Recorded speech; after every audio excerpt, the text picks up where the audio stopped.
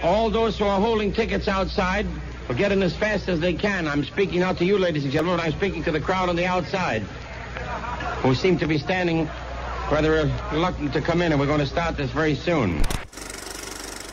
Welcome back to Worthy. My name is John. And I'm Ben. And we are starting off here with the 24th episode of Worthy. Woo! By talking about an MGM classic. An American in Paris. That's right, starring Gene Kelly. Woo! Now, we always try to come up with intros here, try to kind of talk about something that's related to the film and related to like kind of the film industry at the time.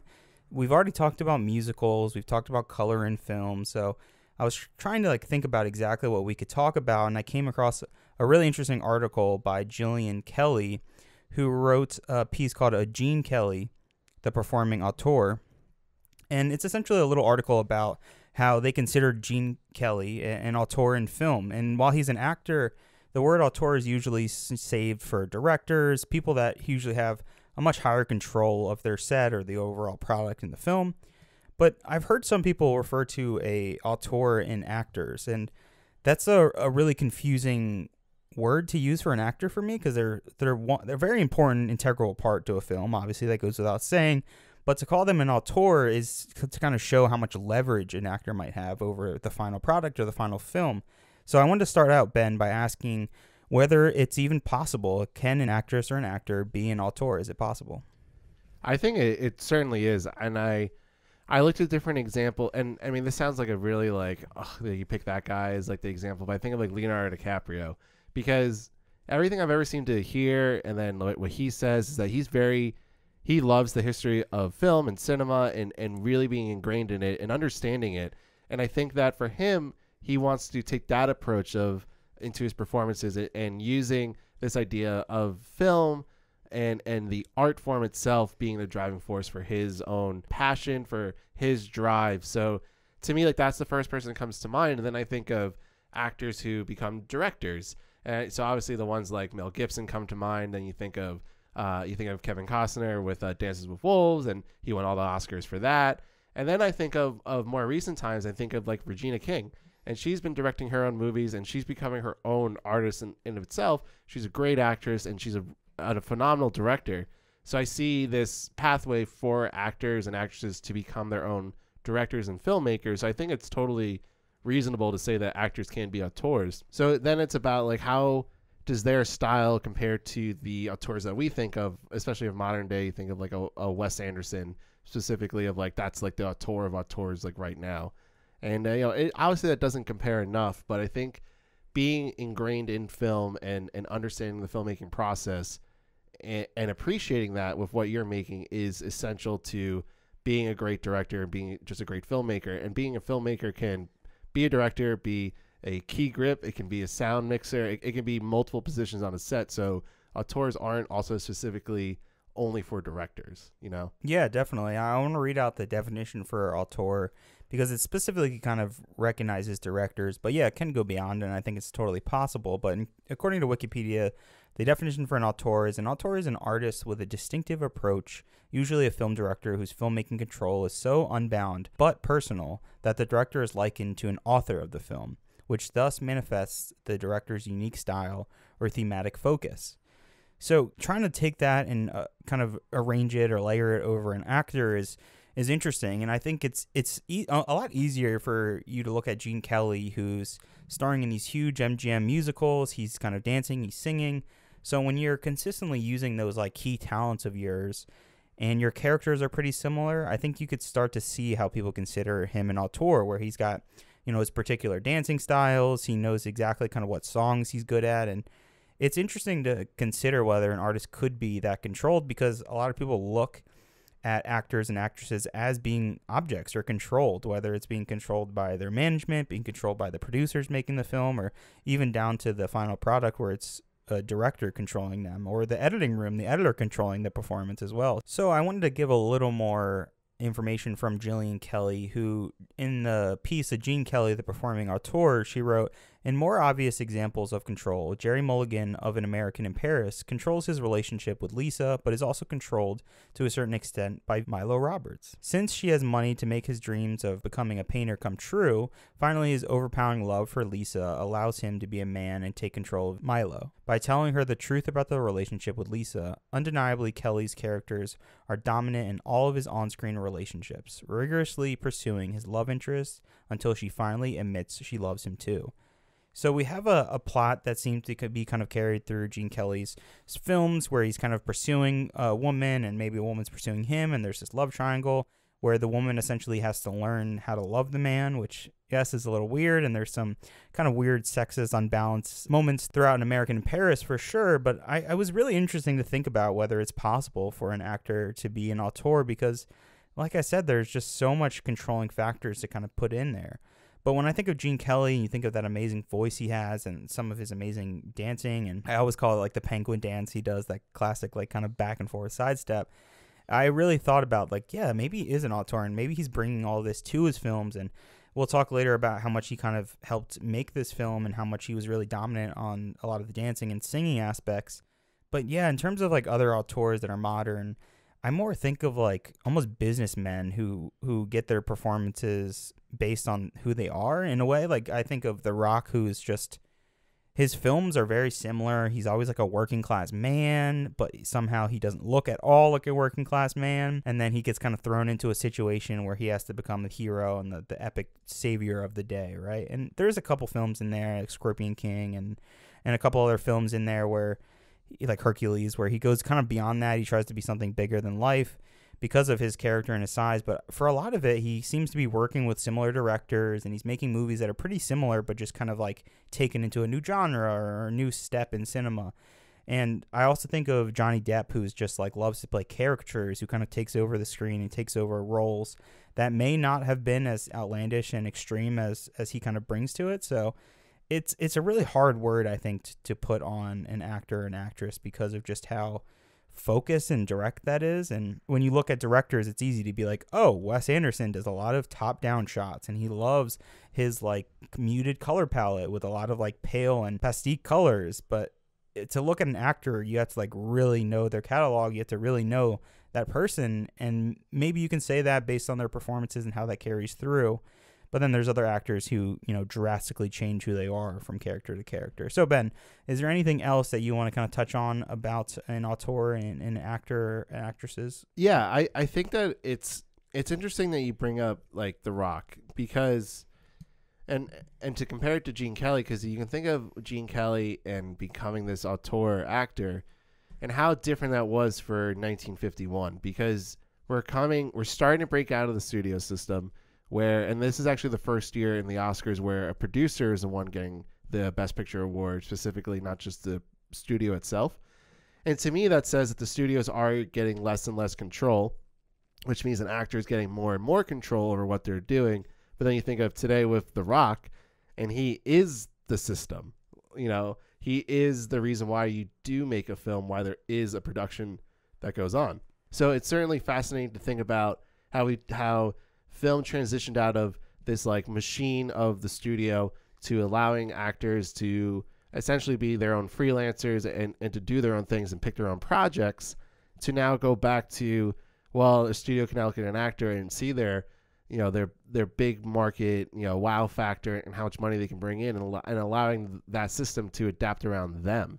So I think it's fascinating, and I think that it's cool to see that transition in the movies that we're watching back then in the 50s and the movies we're watching now, and seeing how that translate and how that's transpired over the years. So I think it's a very free-flowing thing. I mean, the industry right now is I've no idea how to really describe it well. I don't know if we're at a peak or if we're in a valley right now, but I think the idea of an auteur is something that should be, considered for, I think it's interesting to call The Rock an auteur, because in a way he sort of is. If you want to appreciate an artist for being an artist, I mean, all art is art, So it's a fascinating debate. I think that there's a lot to sink our teeth into, but I think we should answer that age-old question: is An American in Paris worthy of the Best Picture award of 1951?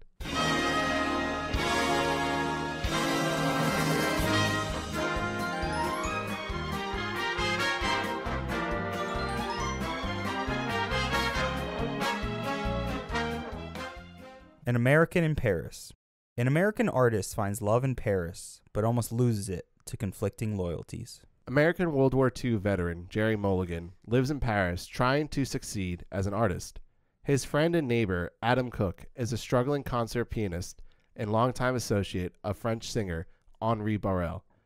At the ground floor bar in their building, Henri tells Adam about his girlfriend Lise Beauvais. Jerry then joins them before going out to try and sell his art. Lonely heiress Milo Roberts notices Jerry displaying his work in Montmartre. She buys 2 paintings and takes Jerry back to her apartment to pay him. She invites Jerry to a dinner party she's having that evening. He accepts on the way home and sings I Got Rhythm with local children. Jerry arrives for dinner and discovers he is the sole guest. Offended, he says he is uninterested in being a paid escort, but Milo insists she only wants to support him being an artist. They go to a bar where Milo offers to sponsor an art show for Jerry. Milo's friend joins them shortly after. While everyone is talking, Jerry notices a beautiful young girl at the next table. He pretends they know each other and asks her to dance, unaware it is Lise, the girl Henri loves. When Jerry wants her phone number, Lise, uninterested, gives a fake one. Someone at her table, misunderstanding the situation, innocently says the correct number. Milo, upset that Jerry flirted with another girl in her presence, wants to leave. She later criticizes him about it. The next day, Jerry calls Lise, but she refuses to see him. Meanwhile, Milo tells Jerry that a collector is interested in his work and she has arranged a showing later that day. Before the meeting, Jerry goes to the Parfumerie where Lise works. She agrees to a late dinner but wants to avoid being seen in public. They share a romantic song and dance along the banks of Seine River. She then rushes off to meet Henri after his performance of I'll Build a Stairway to Paradise. Henri tells Lise he's going on tour in America and proposes marriage to her. Later, Adam humorously daydreams he is performing Gershwin's Concerto in F for piano and orchestra in a concert hall. As the scene progresses, Adam is also the conductor, other musicians, and even an audience member enthusiastically applauding at the end. Milo surprises Jerry by renting him an art studio and says she is planning an exhibition for him within 3 months' time. Jerry initially refuses the studio, but accepts on condition he will repay Milo when his work sells. After a month of courting, Lise abruptly runs away when she and Jerry arrive at the apartment building by taxi. Jerry complains about this to Adam, who is shocked to realize that both Henri and Jerry love Lise. Henri and Jerry later discuss they both love Lise, but they are unaware that it's the same person. That night, Jerry and Lise reunite by the Seine. Lise says she's marrying Henri the next day and going to America with him. Lise feels duty-bound to Henri because he protected her during the war. The two proclaim their love for each other before parting. A dejected Jerry invites Milo to the art students' mass ball. At the party, they run into Henri and Lise. Jerry admits to Milo that he loves Lise, and Henri overhears Jerry and Lise saying goodbye and realizes the truth. As Henri and Lise drive away, Jerry daydreams about being with Lise and all over Paris to George Gershwin's An American in Paris. His reverie is broken by a car horn. Henri brings Lise back to him. The lovers race to each other and embrace as the music swells. An American in Paris was directed by Vincent Minnelli. Written by Alan J. Lerner. Produced by Arthur Freed. Music by George Gershwin and Conrad Salinger. Cinematography by Alfred Gilks. Film editing by Adrian Fazan. Art direction by E. Preston Ames and Cedric Gibbons. Set direction by Edwin B. Willis. And costume design by Ori Kelly. An American in Paris stars Gene Kelly as Jerry Mulligan. Leslie Caron as Lise Beauvais. Oscar Levant as Adam Cook. Joyce Guattari as Henri Borel. And Nina Folk as Milo Roberts. So, Ben, an MGM musical. Would you say... Wonderful. Wonderful. Smiling. Would you say this is the first real musical that we watched, though? I actually was thinking about that, and it definitely is, because I think the musicals that we have to consider as musicals, I'm putting air quotes as I'm saying that, are the Broadway Melody. I can't even say that with a straight face. Yeah, the Broadway Melody, you have the Great Ziegfeld, which are like the two full musicals, and I also think you have to include Going My Way also in there. Obviously, All Quiet on the Western Front, one of the best musicals ever. Oh, classic, yeah. Classic. All kidding aside. But yeah, this is definitely the first like full-fledged musical. This is it's kind of eerie too, because the first movie we ever watched together was Singing in the Rain. So this is the movie preceding. Wait, that's the first movie we've ever watched together? Yeah, it's the first movie we watched in college. We were in film class together. That was... Jesus. Yeah. How do you remember that? Listen, I remember a lot of I'm things. shocked I remember a lot that of you useless remember crap. Wow, I'm shocked right now. I Well, didn't it even know that. Yeah, well, it was in film class, so I don't even know if that really counts for being the first film we watched together. But regardless, this is like a big step forward for the Oscars, for us in this podcast, where this is the second colored film after Gone with the Wind. It's the first full-fledged musical. It's definitely has all the wow factors, but does it have the substance to make it really concrete and solid? It's really interesting. I didn't even think of Going My Way as a musical, but you're right. Like, there's so many musical numbers in that.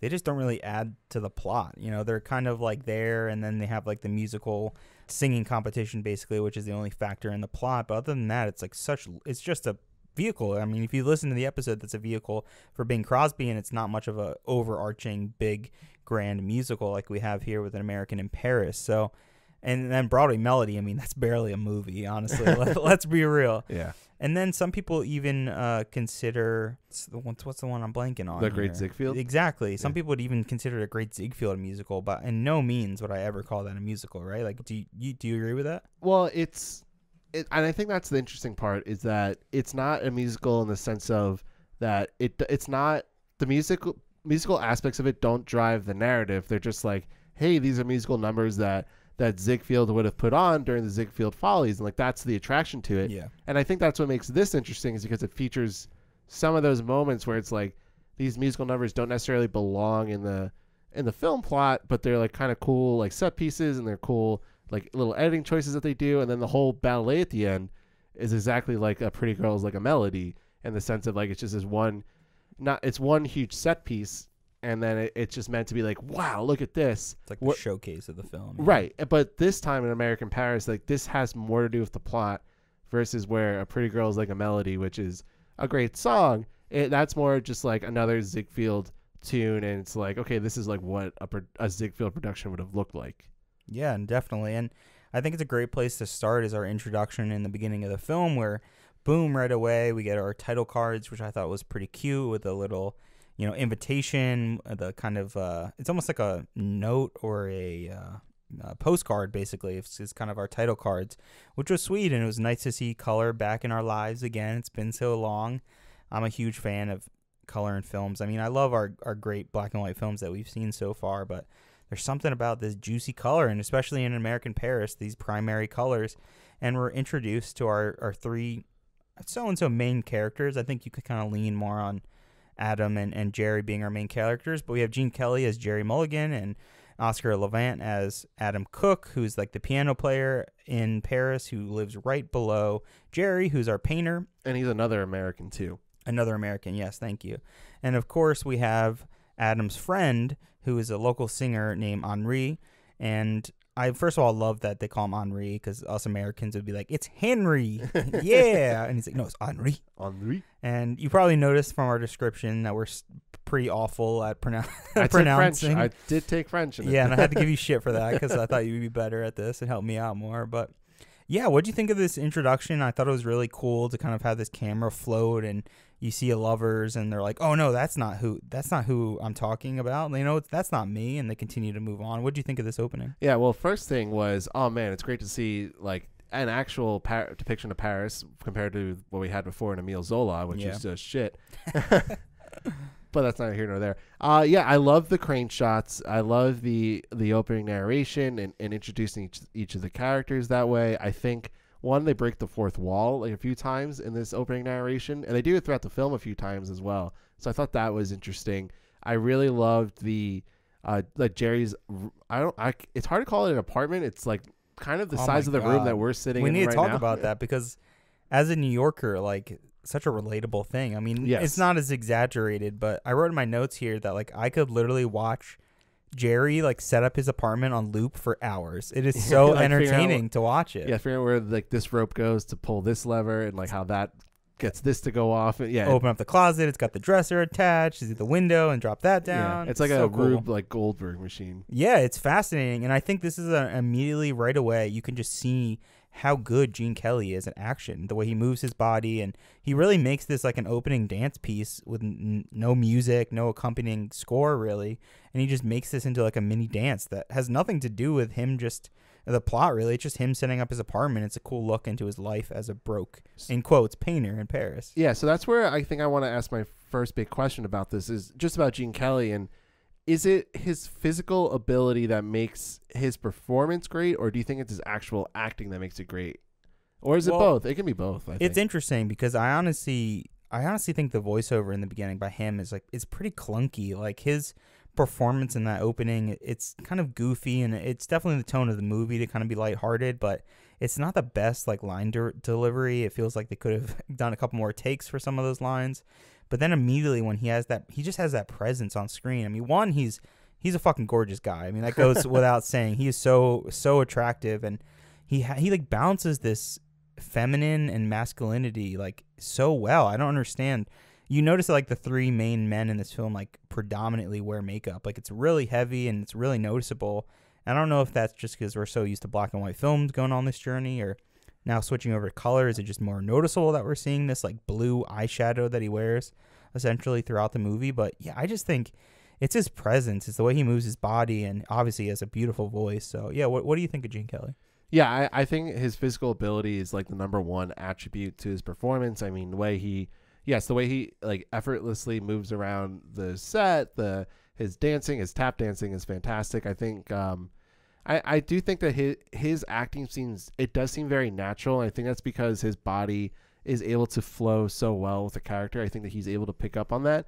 But at the same time, I think that he's also playing and it's not like, hey, Jerry's this big Hollywood star, but he is supposed to be, I'm this lead actor in this musical. And I think that is a different attitude and approach I'd take versus like maybe like a more indie role, something that's more subtle that requires more emotion. He is allowed to be boisterous and loud with his body without actually having to be loud with his voice. Yeah, I mean, I think he shines in these musicals because of that, definitely. And like, could you imagine him in like All About Eve? No, he would be like, he would just stick out like a sore thumb immediately, right? Yeah, he would. And I think that was just upon like, I mean, I'm not a Gene Kelly aficionado, but just researching and learning a little bit more about his history, you know, he loved these roles. He loved the ballet. He was very much into the stage work and the movement on film. But there were times it seemed during his career he'd be like, well, I want to play like, you know, and I'm gonna say the straight man, more like the more it's not a musical. I think there's a movie he did close after this where he was more like a detective. So I'd actually be interested to see some of those movies where he's not essentially in a musical, but he's playing like the straight man detective, or like just some like kind of a quote normal guy, because I think that he could do that, and I think that would show off his, you know, range and abilities. But, you know, that's my own deep dive that I have to do. And I think that he has those chops, and I'm sure it's all there. But he is predominantly known as being this dancer, and you always see these like these clips and stills of him in movement from all these movies that he's in. Yeah, definitely. And I found his character really relatable. I mean, not only is he living this lovely life, I really found this whole film to be oddly relatable. I mean, we have a character with the last name Roberts, so that's easy to identify, and there's similarity there. Probably I think the first time maybe that we've seen that last name appear in these Best Picture winners. But later on in the film, we have a foreign exchange student that Jerry makes fun of a lot, and how, you know, he knows exactly what they are. He knows that she's on her third year is what he says, and that's when everyone goes abroad. And I went abroad when I was in high school, so I was that snotty kid taking art classes, and not in Paris but in London. And when I was in London, I went abroad and went to Paris as well. So I had a really like amazing time when I was there for like 4 or 5 days. So I have that connection. Again, I don't really have a love triangle in my life to directly connect it to, but this film just felt like... You don't love me? I do love you. That is our love triangle, my girlfriend and you. It felt like weirdly relatable, where there was like a lot of things in here, and he lives in this small apartment, and my apartment is like a bowling alley is what we always say. So I just found these little things across this movie to be like, whoa, this feels like weirdly kind of related and connected to me. I'm not a starving artist, but, you know, we're trying hard with this podcast. I'm trying to do other creative things, so I kind of related to Jerry, and I really liked him as a character. There's some iffy things about the men in this movie, but we'll definitely get to that. But the best way to really break this movie down is to not really go through the story, because the story is really simple. It's why the log line's really simple, because it's essentially about three men who are kind of caught in a situation of two of them loving each other, of loving the same woman, right? So we have, or loving each other. That would yeah. have been interesting.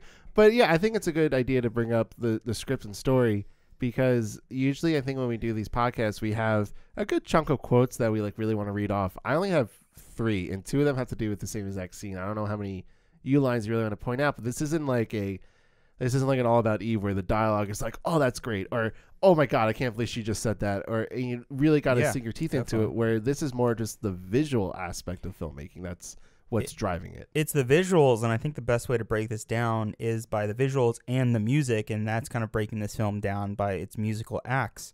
So, like we said, we have the description. We have two men who are falling in love with the same woman, and before that we really kind of kickstart that plot, we have the introduction showing who these people are, kind of introducing you to each person.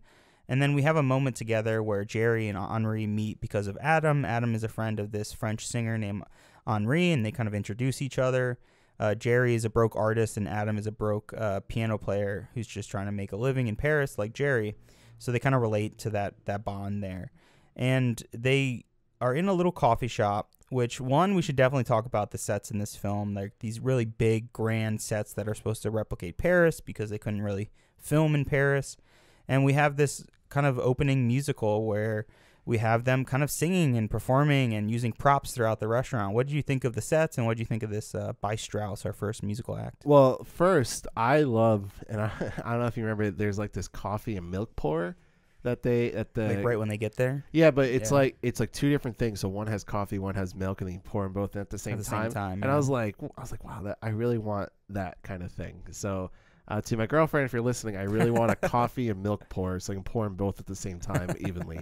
I think they interact really well with the set. Again, like, this is a musical, so if a piece is there, it's meant to be used, it's meant to be grabbed onto and thrown around, whether it's a chair, a table, a cloth, or another bystander in the scene. Like, they're going to be involved in it, and I think that it really opens up. It's a good immediate showcase to the talents of the actors, and it's like, okay, like, this is the fun, happy-go-lucky kind of style that this movie is going for. Yeah, it's a really cute opening where they have, all of them dancing, and they're singing a cute little song together where they're kind of taking these props around. And it's interesting because I found the sets to be really cool. I mean, just fascinating to see how big these sets are, and it feels like you're on like a Universal backlot, and really cool to see just how big these sets are. But at the same time, they feel really artificial. Like, they feel fake. You don't really have that verisimilitude where you like feel like you're in this world. It feels like it's believable. It very much feels like a lot of MGM musicals where it's all fabrication in a way. It's so overexpressive and overdesigned, and all the food in the film looks fake. Like the grapes and the tablecloths, like everything just looks completely structured and completely like perfect, which in a way is almost off-putting, but in the same way it's like perfect for a musical, this kind of fantasy plastic world that we live in. What I didn't mention is our first kind of introduction to Lisa, played by Leslie Caron. I'm not sure how to pronounce her last name. Don't ask me. Yeah, French guy over here. Come on. Well, it's interesting also you bring up the Paris aspect, because they did want to film in Paris for part of it, and there's some Paris stuff. Like the opening of the film, yeah. Yeah, but I think when we're getting to this introduction to Lisa, L-I-S-E, so I don't even know how to properly pronounce that one. But yeah, it's cool because it is a good, because it's not just like, okay, we get the introduction of the set that they're in, but then we get these like different like big splashy color palette sets that she's in for her first dance. And I think that really showcases, one, the Technicolor aspect of this film, but also kind of the shadiness of the guys in the movie as well. Definitely. The super bright primary colors where we have her dancing, and she's phenomenal. Supposedly she didn't even speak English. She only knew French, and she was mainly a dancer and not an actress. So her movement is like incredible. The way they do that kind of ballet tippy toes on her very top of her feet it's really stunning, and the cinematography it really like will blow your eyes out. It's insane where she's wearing like this insanely bright yellow dress and contrasting it with like a green background, and the editing is super expressive. It almost feels like a trippy 60s Beatles music video where we're kind of drastically cutting between these scenes and how much they're kind of popping, because every scene is like a different contrast primary color. And it's really fascinating. It's a really cool way to introduce a character. But yeah, like you said, it's almost ruined in a way because this is all explained by Henri, who's like saying how much I love this girl to Adam. And, you know, even though they're really good friends, this is the first time he's telling his good friend that he's in love with this woman. And it's an interesting way to describe someone and show her not by like a particular acting performance, but by her movement. And that kind of shows you who this person is and how much he loves her. But at the same time, he's in a way, Henri's describing that like she reads books and how that's pretty great. And then on the other side, Adam, which is a direct quote, literally says, "Did all that reading make her moody?"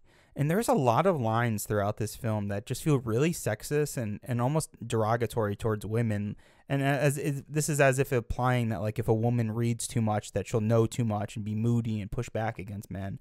And I don't know where this comes from, if it's like the screenwriting, if it's like the producing kind of aspect to it, but it really some off-putting lines that are like casually thrown in throughout this movie. Yeah, and Henri says she has great vitality, joie de vivre. Fuck the French that I took. She loves to go out and have fun and dance. She would dance all night. She's an enchanting girl, Adam. Not really beautiful, and yet she has great beauty. And this whole thing is coming from Henri's like subconscious.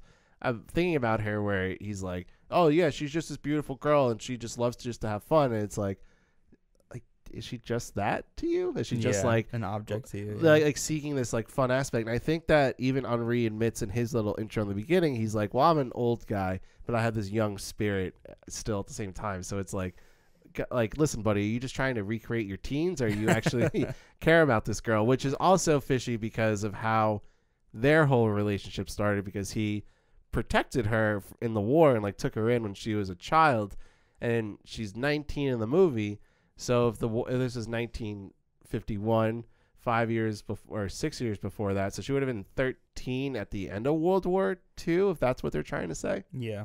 We don't need to go too deep into that. So that's the whole thing is like Henri's like, yeah, he's like, well, she's the one that fell in love with me. I'm not the one that fell in love with her initially. Yeah, they really go out of their way to expressly kind of say, no, she's of age. She's 19. She's younger, but she's of age. And young girl, but 19. We also have to mention that her dancing in the film, which supposedly was kind of instructed by Gene Kelly and his assistant of how she should perform this dance scene, which was with a chair. And some people might think this is very suggestive, but it's pretty suggestive, especially for 1951, where she's almost like grinding along the chair and she's dancing and her dress kind of like lifts up and you can kind of see like the undergarment under the dress, and it's really clear, and it is very sexual. I mean, what do you think about that and making her, I mean, it is his fantasy almost in a way, so it's like you could kind of see that, and I don't know. It's cool, but also a little odd. Well, actually, she gave an interview only a few years ago. She said Gene Kelly had an assistant called Carol Haney. She was a very sensual dancer, and she worked a lot on the choreography of Gene Kelly.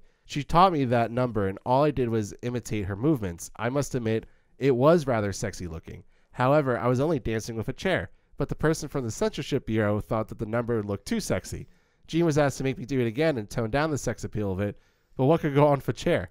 Not very much. And then another thing that upon researching from the American Film Institute about this movie is that a memo to MGM studio head Louis B. Mayer from the PCA informed Mayer that the PCA had only one objection to Lerner's recently submitted script. The memo advised that it should be clear that no illicit sex affair existed between Jerry and Milo, and then no additional censorship problems were encountered with the script. So it is interesting that that her dancing with chair can be looked at as a problem as being too sexual, but that Jerry and this older woman is like, no, they can't have a sexual affair, but that woman's not even married and Jerry's not attached to someone, so like why can't that happen, but we can allow a 19-year-old girl be objectified and loved by older men. Yeah, there's things that just don't make any sense when it comes to the board and what they will allow and what they won't allow, and I think that's really their clear. Own 19-year-olds they're probably with. Oh god. I mean, it's probably true. Yeah, it definitely is true. Moving to the story, like we said, it's not really too deep, and we have our introduction of our three characters. From that point on, Jerry still hasn't met Lisa Elise, and he's kind of a struggling artist. Like we said, he says he's really broke. He lives in a really small apartment, and he's just trying to sell his artwork in the street, where he comes across Milo Roberts, who's this very like elegant rich woman. Before he meets Milo, he's confronting that foreign exchange student from America, and before that, he runs into Winston Churchill. What? Really? Yeah, there's an old guy. So I'm glad that I just want to talk about this really quickly. So Churchill was a painter after he was prime minister. He went to France and did a lot of painting. I had no idea. Yeah. So they had a little nod to that where Jerry's walking in the streets of Paris like, I'm Jerry Mulligan. That's not him, though, is it? It's not him, Oh, but he okay. passes an old guy smoking a cigar, and Jerry does a double take like, huh? Who's that guy? Wow, that's so interesting because I've seen this movie twice now, and I'm like, I keep trying to watch that scene. I'm like, what does this mean? Like, Yep. So he like walks by a painter on the bridge, and he like makes a face. You don't see what the painter is even painting, and he makes a face where it's just like, like to me, not knowing that's supposed to be Winston Churchill, it's like, wow, that's my competition. Like, damn, that's a pretty good painting. But now it's like a complete inside joke that I just do not get. Yeah. And that's so funny because I just took a completely different. Wow. That's interesting. No, it's just like a little funny thing. But yeah, so he goes on to meet Milo, who I love. Nina Folk plays her in the movie, and she's great. I honestly do think that like it would have been more interesting if she was the love interest, and if he did end up with her at the end of the movie, because I think that she actually and maybe this is because of Leslie Caron's character. Like, one, she's like a new actress to this, and they didn't fully flesh her out. But I'm like, I kind of would have been interesting to see like he doesn't end up with Lise and he ends up with Milo, and his reaction to that, and Jerry's accepting and like, oh my God, this woman loves me as an artist, not because of like I'm a great dancer. I can sweet talk her. Yeah, which is another interesting thing. The fact that they're saying her dancing is too sexual, but Jerry can have a relationship which is essentially a paid relationship until later on where she kind of funds his art. And they directly reference, like, Jerry at one point is just like, I'm not an escort. Like, there's plenty of men that you can pay to do that. Like, I'm not going to do that. Yeah, like that wasn't censored. Yeah, I found that pretty, like, progressive, but they particularly didn't want them to sleep together because then, which is so weird because it's not like he's married to Lise and Lisa. Like, he meets Milo way before he even knows who Lisa is. Yeah. So it's just like, why would they even care if they slept together? Is a single woman? Is a single man? Like, what is going on that would even be objectable? Maybe it's because of her age, I'm thinking, like, the age difference there or something. I don't know. That's what I want to bring up because essentially what this movie and what, Hollywood is saying is that it's okay for an older man who took in a girl during the war and then when she gets just of the right age, that's okay if they're together. But if a younger guy and an older woman, and she's not old, she's late 30s maybe she's supposed to be, and like, but that's like, no, we can't have that, and that's like a really big issue. And just to kind of go on a little tangent here, like, you think about today with like Licorice Pizza, people are all up in arms because of the main character. She's 25 and the kid is 15 and they fall in love, but that is actually just a commentary of it being the reverse of an older guy and a younger girl, which no one has had issues with for years. For years and years, yeah. And she offers to buy his paintings. She doesn't have enough money, so she basically like brings him back to his apartment. And here we have like another weird sexist line where he walks in and like truly sees how rich she is. Like, she has a really nice car, but he walks into this mansion and he really sees just how much she has. And he basically he flat out suggests like, oh, like, you have a rich husband or a rich father? Because that's clearly the only way you could be this rich. And it's just a blatantly sexist line where it's like, why do you gotta make Jerry that way? He's just a cool painter. He's just a cool, hardworking guy who's broke and he likes to dance and sing. Why is he also have to be fucking sexist? I don't know. They do that, and then when him and Milo go to like that dance bar after this scene when they're like, okay, well, let's go out and let's go have some drinks, he meets Lise, or doesn't meet her, he sees her at the table next to drags her away and it's basically like, Milo, like, fuck off, this girl's more beautiful than you. Exactly. And like it's so problematic because Jerry just becomes this like, girl hungry guy, and out of nowhere. He nowhere. has no interest in women until all of a sudden he like spots her one table over and is immediately like, oh my God, I need to have this person. and up to that point you really like Jerry's character, and then after that you're like, oh, is Jerry not a good guy? Whoa, yeah, it's definitely totally supposed to be played for humor. Like, he takes her away and what the hell are you doing? Like, I do not want this. She makes it very clear, and he makes she says, I don't like got away from me. Yeah, literally. And he made a joke basically about his wife and how to assume or to imply that the other people at the table know that he's not trying to like take this girl away and, you know, engage with her in any way. Which would not fly today. Not fly at all. And he makes a joke being like, oh, I lied about the wife. Like, that was just so we could be alone, which is so incredibly fucking weird and creepy. And it's disturbing, in fact. I mean, they're in a public place. It's not like he's like dragging her away, but it's extremely aggressive for a character who's so like lovable and sweet and nice and who sings and is friends with a bunch of children in Paris, but is also like extremely just aggressive when it comes to this woman. It's very odd. Stalks her at her place of work at the perfume store and is exactly. like insistent like meet with me, and like then she does, and I guess she does because he's so smooth about it. And that's the other side that doesn't really make sense is she doesn't have enough lines to really kind of build up her character of what she wants, what she's even like, what she's even interested in. Like, they just flat out have to say, oh, I'm in love with Henry. But then there's this turn where she's like, okay, I'll go on a date with him. But you don't really understand why at all. Like, there's no really reasoning. It's like he just tries enough and she's like, yes. And basically implying like if a woman says no, just keep trying and she'll eventually say yes. Right, exactly, which is just disturbing in and of itself. But in a fucking musical, a happy gay musical, literally a bright gay musical, like, and they just are, I don't know, pulling these strings.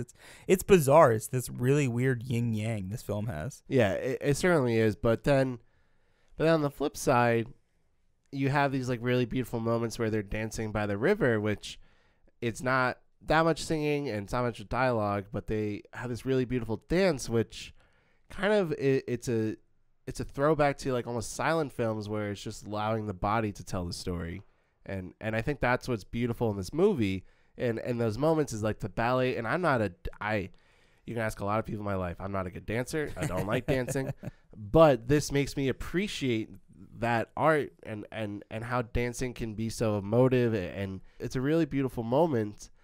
And then it's juxtaposed with like hey, you're a young girl and an older guy, and that's just how it works. It's fascinating because it's like as soon as they have this performance together, it's like, boom, there's the chemistry. Like, there is why she's in this film. There is like why that they work so well together as a couple. They're like dancing together. He's this amazing voice. He's really singing the song. I think it's probably my favorite song in the film. Not my favorite performance, but it's really, really romantic. Beautiful, like under the bridge, moonlight. It's really pretty. Yeah, I think if anything, the last few movies have taught us that dancing can bring people together, and alcohol makes you evil.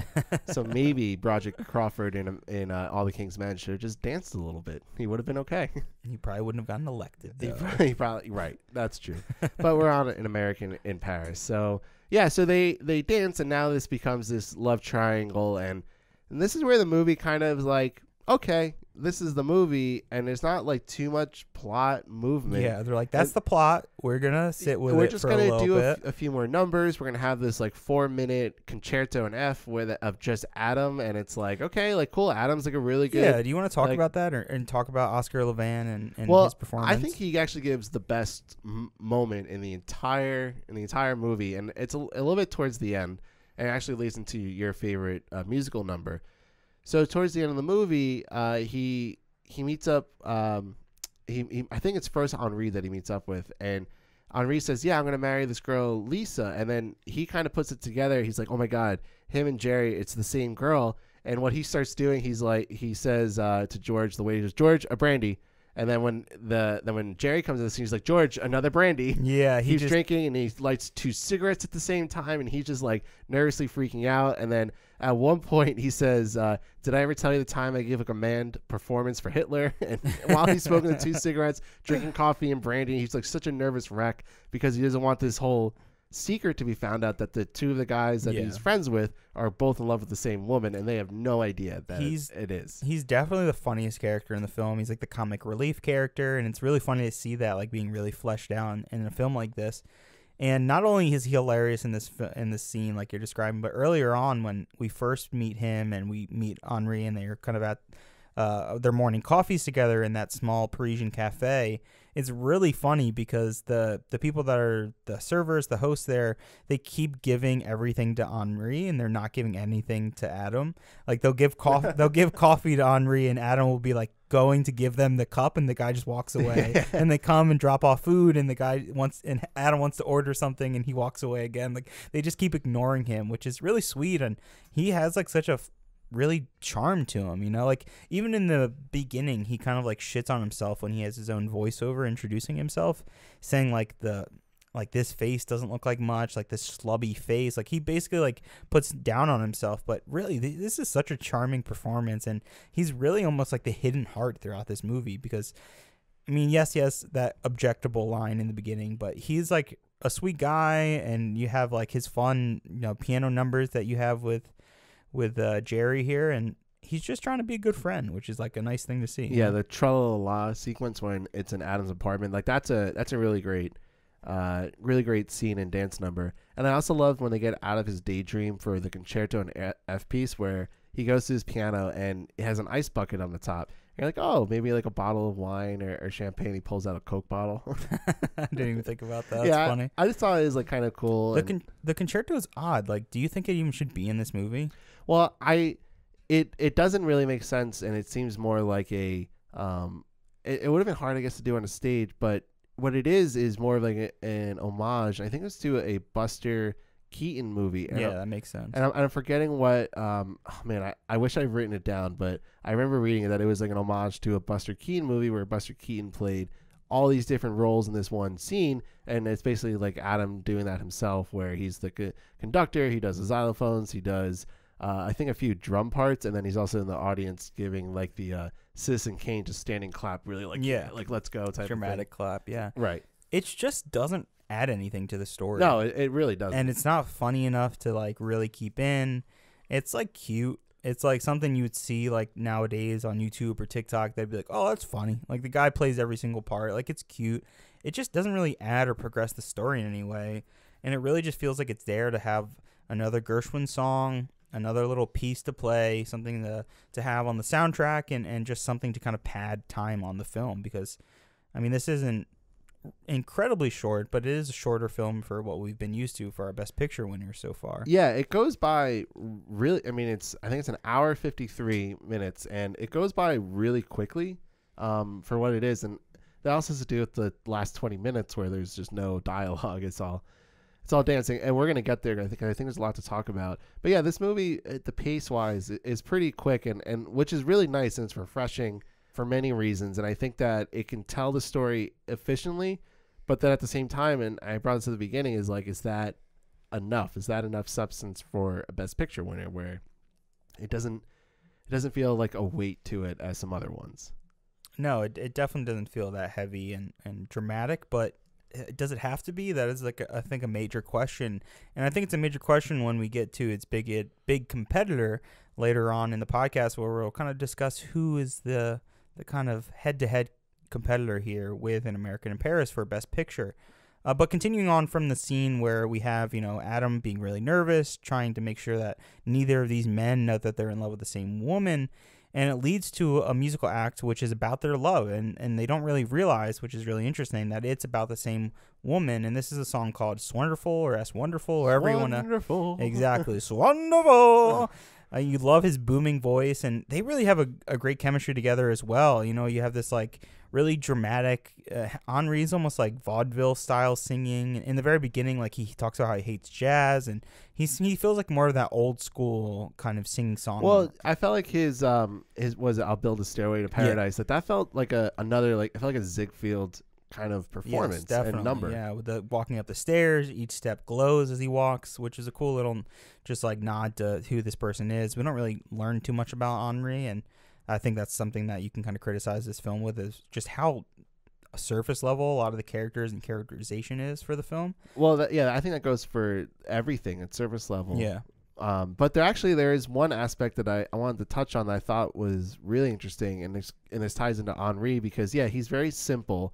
And I think that what you're focused on is the fact that he essentially grooms this girl, and which is all off screen, so it's not like, you know, it's not glorified that he's doing it, but he suggests basically that he did. Right. But he also admits, he's like, well, I didn't mean to, but she like kind of fell in love with me type of thing. But I think what's really fascinating about it is it happened during World War II that he took her in, and it's like, did he take her in because her parents were part of like the French resistance, or is it because she was Jewish? And actually, in that same interview I was talking before with Leslie Caron, she brings up the fact that people nowadays have brought up, like, is she Jewish? Is Lee supposed to be Jewish? And she says, I liked it very much, but I was extremely surprised when people involved in that production said, of course, Lise lost her parents because of the Jewish situation. I just fell down on the floor. It had absolutely not occurred to any of us during the film. This is something very modern that the world became aware of little by little after the end of the war. But in the 1950s, when we started, the plight of the Jews during the war was absolutely not in people's minds. It took many, many, many, many years for survivors of the Shoah to come and tell their stories. So I think that's a really interesting fact and point to be like, well, we weren't necessarily aware of it, and I think that's fine to not talk about it. But it shows where the mindset of people were still at this time, where it was, I think it was very naive. It's a very naive thing to allow this like younger girl to be with the older guy and not allow the older woman to be with the younger guy, especially in a movie before in All About Eve for Best Picture, where it was about age and an older woman being with a younger guy. So it's certainly fascinating that they didn't have that kind of foresight, but I think now if you apply that to it, it's like, oh, like Henri did a noble thing that he took in this girl because of World War II To protect her. Yeah, to protect her. But then he grooms her and she falls in love with him, and that's really interesting, and that's something I thought about, but then I'm like, well, yeah, like you said, they're probably just like against Hitler's regime, and they're in France, and they're like the freedom fighters. But the film just doesn't care enough to really go deep into it, because the film doesn't really care that much about telling you who Lisa or Lise is really. Is it that it doesn't care, or it doesn't find it necessary to? Well, I think it's both. I mean, it doesn't care because they definitely could. And I mean, maybe she had more lines and they saw her performance. She's not a English speaker directly, and maybe they're like, let's cut it back and really let her shine in the last 20 minutes to really kind of dance and show their love that way. So it feels like both a creative decision and also like a decision that you make while making a film, right? Like where you're like, maybe like we could have more scenes with her kind of directly talking with Jerry and explaining their love to each other more and bonding, but at the same time that may have brought the film down because of her performance. So it's really hard to know for sure. I mean, what do you think?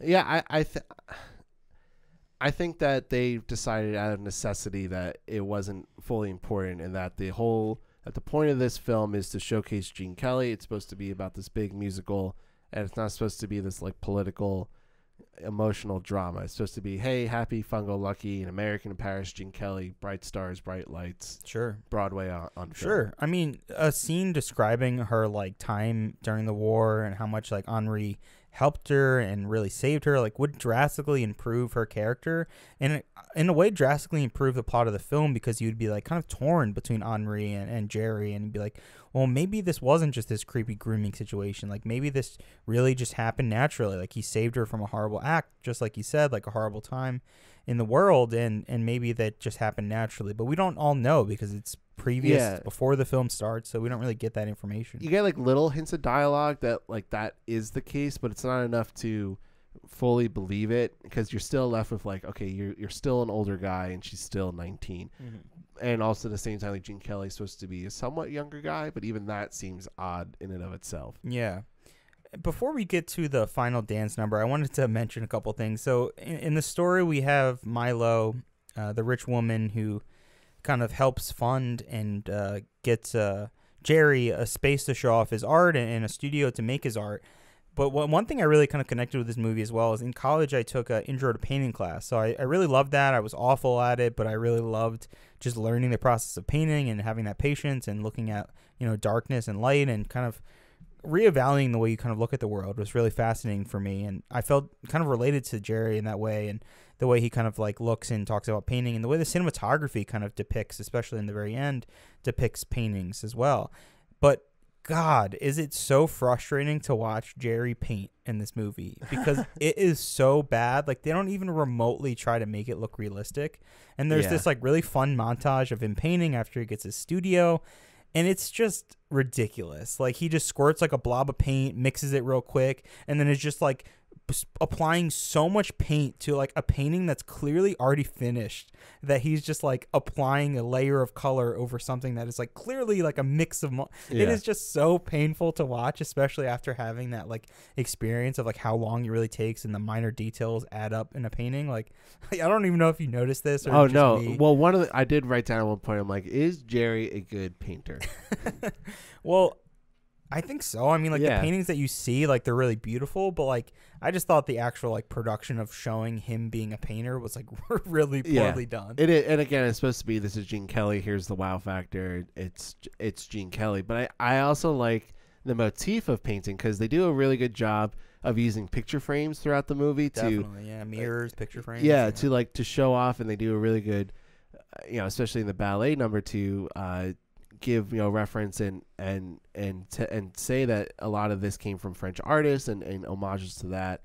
But yeah, Jerry's not a great painter, but I don't think that really necessarily matters because it's not what really, I mean, it drives the plot in some aspect because he's supposed to be a painter, but it's not about how good he is. He's just supposed to be this struggling artist, which is supposed to be what a painter is. Someone who's struggling is supposed to create something beautiful and art out of their own experiences. So I think it's time, unless there's anything else that you want to jump on, to talk about the grand finale and the ballet. Yeah, we're about to do our ballet, right? Yeah, we're about to dance, and you guys can just hear us tap dancing. Our Gene Kelly tap dance. Which, tap. God damn. Okay, actually, before we move on, excluding the final ballet, which is a 17-minute ballet with only music and dancing and amazing sets, before we get to that, I want to know what is your favorite song or performance, or if there are two separate things. So I'll go through them real quick. We have the by Strauss. We got I Got Rhythm, which is something we didn't really hit on too much. It's Gene Kelly dancing with a bunch of kids. It's really fun and colorful, and he's getting all these French kids to learn English. It's a really adorable song. Tra La La La. Love Is Here to Stay. I'll Build a Stairway to Paradise. We have the Concerto by Gershwin in F. Swonderful. Yeah, and we'll exclude the final ballet. What was your favorite song or performance, or if there are two separate things, let me know. I liked I Got Rhythm. I like that one the most. I think that's because it's kind of the only number where, I mean, there are other numbers that showcase Gene Kelly, but it's the first one that's like, this is Gene Kelly, and the way his dancing is really great. His tap dancing is awesome. His interaction with the kids is really sweet and endearing, and teaching them how to say different English words. And I just love that whole interaction, and he just did some really great dance movements. He did this like train movement with the tap dancing and like moving his arm. So cool. It's really cool. And then all I can think about is the fact that Chris Evans is supposed to portray him. I'm like, man, I really hope Chris Evans can pull this off. God, I mean, we could talk about that for a moment. I just think that's an awful casting. Is it? Because I think it actually might be good casting if they're not asking Chris Evans to dance, or if he's gonna dance, maybe he's a really good dancer. I don't know. Maybe I'm just thinking about like how unique Gene Kelly looks, and again, he's got that like really feminine touch to him, where he's this like soft, beautiful skin, but he's got like that manly, also rugged aspect to him. Not like an insanely. He's athletic. Man, he has his athletic body. Insanely awesome ass. Yeah. Like just a wonderful ass on the man. Hey, Chris Evans, that is America's ass. That is America's ass. So you better not fuck with Gene Kelly's ass. Yeah. But that's an interesting casting. I mean, Chris Evans is a great actor. I just don't know if he could pull it off. I really don't know. That's something we'll have to figure out. We'll have to see. And there's a lot of these movies coming out with different actors portraying older ones, which is just Hollywood own an ability to show good content and something new. It's interesting for us though, like getting to see their performances back in the day, and then now seeing how people kind of like perceive that. But why do we need that when we just watch the original? We don't. You're very correct. We don't. But let's say this: if someone watches this Gene Kelly biopic, whatever the fuck it's called, something ridiculous. I can't think of a good witty name. An American Singing in the Rain. Yeah, it's probably going to be referencing Singing in the Rain, right? It has to be. Yeah.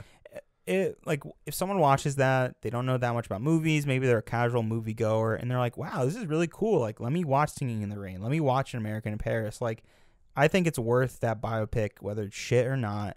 I think it's worth that to exist in order to kind of convince people to go back and watch it, because not many people are like us who are just like going to spend hours and hours like studying and looking at these old films, and some people just need a bigger push. So I think that's awesome. I mean, think about how many people like didn't know who Queen, like the band Queen, was until they saw that like ridiculous shit movie. And that's then, an Academy Award-winning movie. You watch yourself. And then they were like, let me go check out their music, and now it's their favorite band. You know, that has to be a good amount of people, and I think it should exist. But tangent aside, back to American in Paris. Let's talk about the ballet. The American in Paris ballet sequence, which you have alluded to, was 17 minutes long. It is, when you think 17 minutes long, you must be like, oh my God, like this fucking thing must be. It goes by so quick. It goes by so quickly.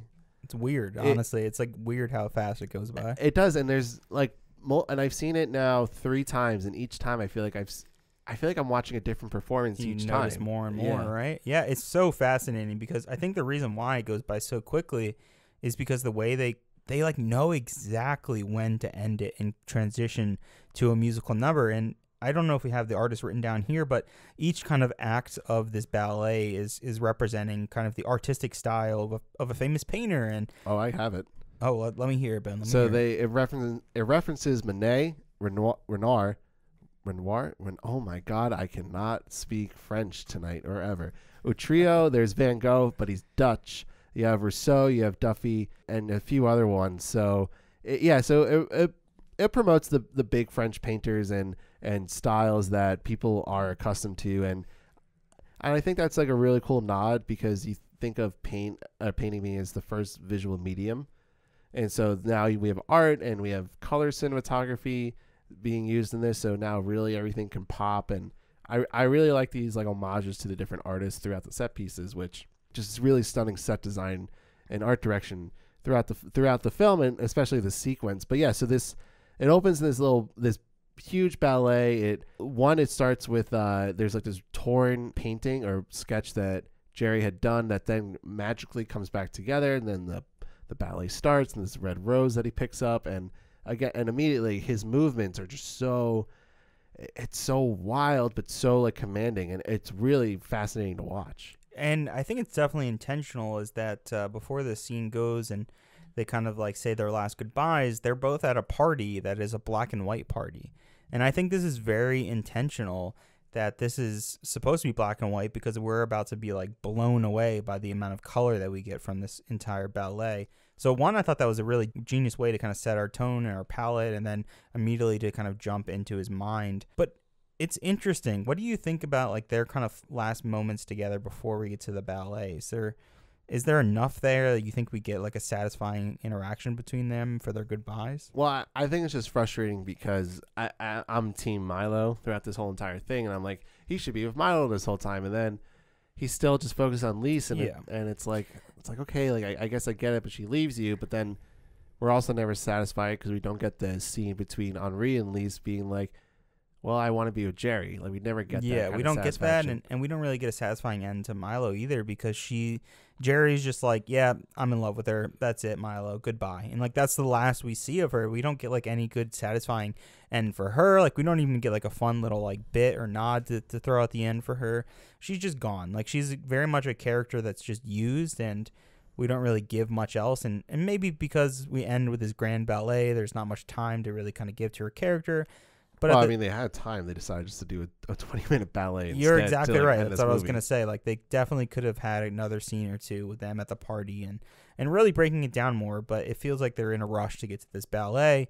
And it's clear. This is a beautiful, beautiful ballet. And man, it is one of those things where you're like, people need to see this on drugs. Like, like you need to see this. It's like phenomenal. And as great as the Broadway melody song, or not the Broadway melody, the song, the Cake song. A Pretty Girl is Like a Melody. Yes, as great as that is, and that whole bit and in the Great Ziegfeld, it just doesn't compare to this, honestly. Like they're very different. Obviously, we have color here, but this is so big and expansive, and it's really interesting because it is a ballet. There's no singing, and it's weird because every performance other than Gershwin's concerto, it's been singing and dancing, a combination of the two. So did that really kind of feel odd to you that we don't get like another song from Gene Kelly here, or did you just enjoy the dancing and how that kind of told the rest of our story? Yeah, well, I enjoyed the dancing. I didn't mind the lack of singing, which I think says a lot about the dancing sequence itself, because I would not normally be that person. So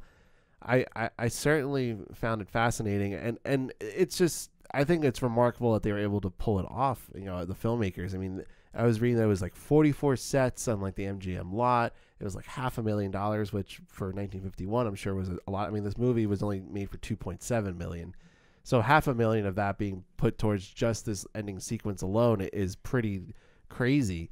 And there's just so much detail put into it. There's some really great cinematography, and yeah, the shots seem very shaky because there's no like steady cam uses being used back then, but man, they were really going out there with how they were framing and how they were moving the camera around. It felt like the camera was its own dancer, and being a part of the dance itself, which I really love it. It was really impressive of how they were able to pull it off with this many sets, this many people dancing. It was certainly cool. Yeah, I should have mentioned this at the top, but I've actually seen An American in Paris on Broadway, and I found it incredibly boring. I'm not that big of a fan of ballets and dancing, and I think I found it boring because the story is just not really interesting. It's a love triangle. Like, I'm so sick of love triangles. We've seen it. We've done it. There's not many outcomes that are very interesting anymore at this point. So in terms of someone who like loves story and characters and development, I'm like not really getting that. But then when we're seeing it translated in film, it's like, no, we get so much more because now the sets are expansive. Now the camera moves. Now we have these awesome transitions where in this final ballet, like there are some amazing transitions that are kind of transition from painter to painter. And like you said earlier, with the frame of the paintings transitions to another set, and you're in like a French restaurant where like no one's moving, and it really does look like a moving picture. It's a really, really, really phenomenal. And another connection to this movie for me is that I was like absolutely obsessed with La La Land when it came out. And I'm not that big of a fan of musicals, I think just simply because I haven't seen enough. And Singing in the Rain and it's like the best kind of comparison for the two. We both have Gene Kelly, and it's kind of close in time. But I love La La Land, and there was something about that balance of music, of dancing, of singing, while also being a really, really interesting, very filmic story that was more than just your classic love story. And there was something I just absolutely loved. And it's so hard now watching An American in Paris and not see how La La Land like just ripped from so much of this movie. Well, Damien, I mean, I found an IMDb fact that Damien Chazelle was like, yeah, we took a lot from. It's so movie. clear, and almost in a way, it feels almost like a soft reimagining of American in Paris. Like, yes, it's based in Hollywood. It's very much kind of taking this painter, but instead making him the musician, right? Instead, he's like combining making the lead the actress trying to become an inspiring, actor. Exactly. So you got the Singing in the Rain mixture in there as well. Later on, her character goes to Paris, I think, to land a role, right? So there's like so many of these just stories that kind of align and are very similar, let alone the use of, obviously there's no Technicolor, but the use of primary colors in La La Land. All the women wearing those primary color dresses, like the very end sequence where we see a fantasy very much like we see in American in Paris of this man's like fantasy of what their life could be, like how romantic they are together and how much they could kind of grow and be successful with each other. And that is so similar to what we get at this dance scene and this ballet in the film. So it's just really hard not to see. And to me, it just felt like he was like, I can do that and mix all these elements, but make it modern, make it fresh, and make it feel unique. And goddamn, I love that movie. Yeah. And it made me just appreciate American in Paris even more, because it's like, wow, like look how much this has inspired people, and look how much it's kind of carried on its legacy. And like how similar the idea is, because the ending of La La Land and American in Paris are this whole idea of like, well, we're just going to retell you the whole entire story again. Yeah. But with like a little bit of differences and nuances, but it's still the whole idea of like these two falling in love and here's their story. But it's the opposite. And I think that's what makes it like hit so hard, is that the reveal at the end is not what we have in American in Paris, which is them running to each other. You classic romance, run together, reunite, and boom, end a movie. they're happily ever after. This is like the heartbreaking turn where it's like, no, like that really was a fantasy. You don't get what you fantasize about. You know, life is not exactly what you plan it to be. And man, yeah, really hits home. So when looking at An American in Paris, you're like, oh, wow, like there's so much that this movie has inspired other films with, especially La La Land is almost to me like a soft reimagining of this and Singing in the Rain together. But yeah, I definitely had to get a nod out to that because it's so obvious when you see those two like ballet dancing sequences together that it's very much inspired. Yeah, it certainly is. And everything you said, I couldn't agree more with. I think you said it really well. So my final question, I think, to wrap up this dance sequence and pretty much the movie, because after this dance sequence is over, there's like a minute left, and that's when Jerry and Lise embrace, and when Henri's like, okay, like, it actually doesn't even say it. He just Henri kisses Lise, and then Lise just runs to Jerry's arm. But was there a moment in the ballet sequence that you loved the most? Is there something that really stood out to you? There's a really dramatic moment when they switch like the lighting and they kind of become silhouettes, and that's really beautiful. But I think my favorite moment was the intimate moments of that, when they're kind of dancing around the frozen fountain, if you remember that so moment. Cool. It's so beautiful, and they're like dancing and everything's kind of frozen in time. I just really loved that moment because it was like them finally being alone together now. And what was cool was how the set designers made it seem like a water fountain that was flowing, and they just took like plastic tubing and it looked like cotton, and they just made it, and they put lights behind it. Flowing, yeah. And they put some smoke. I thought that was cool. I really liked there's a sequence when they're tap dancing, where there's like 5 guys tap dancing with Gene Kelly, and I really loved that. And then Lisa's character, she's just on her toes the whole time dancing, like on. I was like, holy fuck, like the tippy toe dancing. Yeah, the tippy toe, and it's like full body, like stomping on the ground movements that she's doing. And I was like, oh my god. So that was really incredible. But I think actually my favorite part is how it ends, because it widens out. It's this huge like shot, and it actually is similar to the ending of Wonderful musical number, where it's this huge wide shot.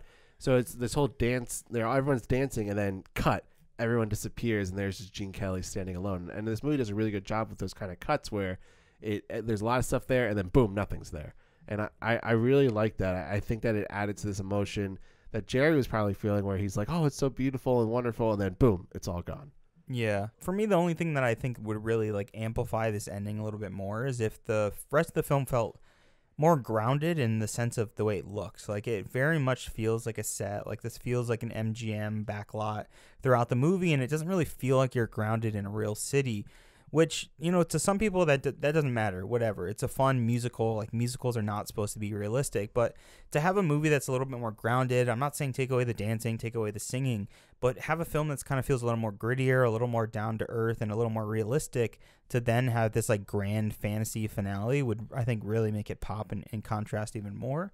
But I really think that's just a small, like, minor nitpick. I think it's really phenomenal what they do with this last dance sequence and trying to like express how these characters could work together and how they could grow and really what their future might be. And I think this is like the best chance to show off Lisa and Lise, and kind of show off how just great of a dancer she is, how much she really just kind of controls the scene, and that's where she really dominates in this performance. But yeah, is there anything else you want to kind of hit on the ballet or anything else in American Paris? No, I think we did a really good job covering it. I think this movie is really easy to talk about, and it's a lot of fun. But I think what's actually really juicy is the 24th Academy Awards. The President of the Academy of Motion Picture Arts and Sciences, ladies and gentlemen, Mr. Charles Brackett.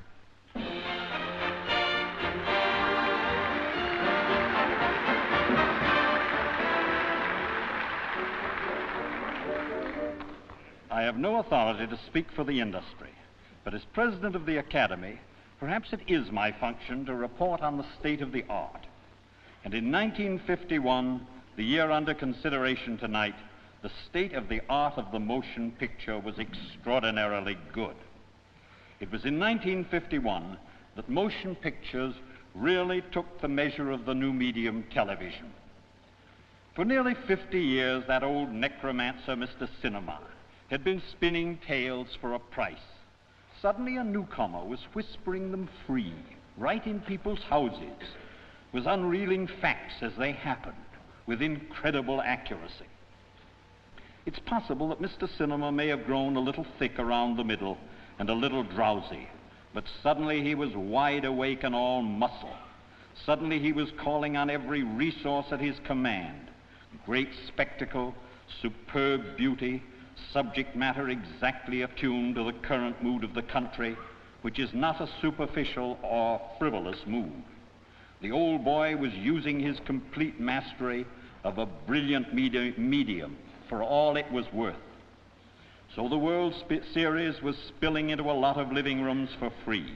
Around the corner, the great Caruso and David and Bathsheba were playing, and they too were irresistible.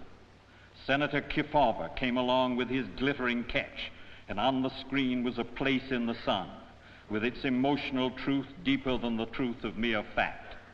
An American in Paris. It has been criticized that on our nominations list there occur frequently 3 Broadway plays made into pictures. That is true, and they have been translated to the screen with much less change than used to be required in the filming of a play.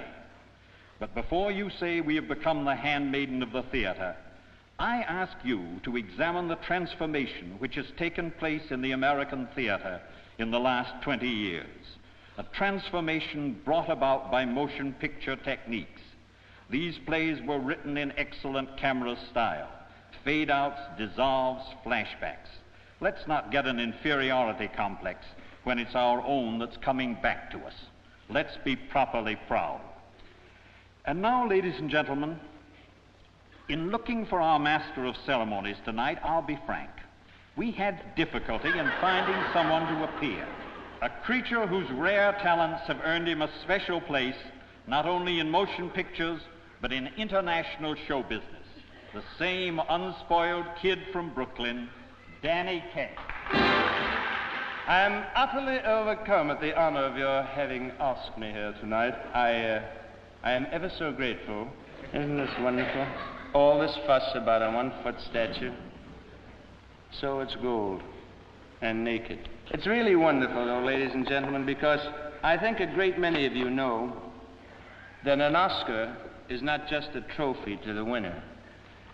It means that people in your own profession have told you that in a particular year you are the best in your profession. And to be noted the best by your own co-workers is the most exciting thing that can happen to anybody.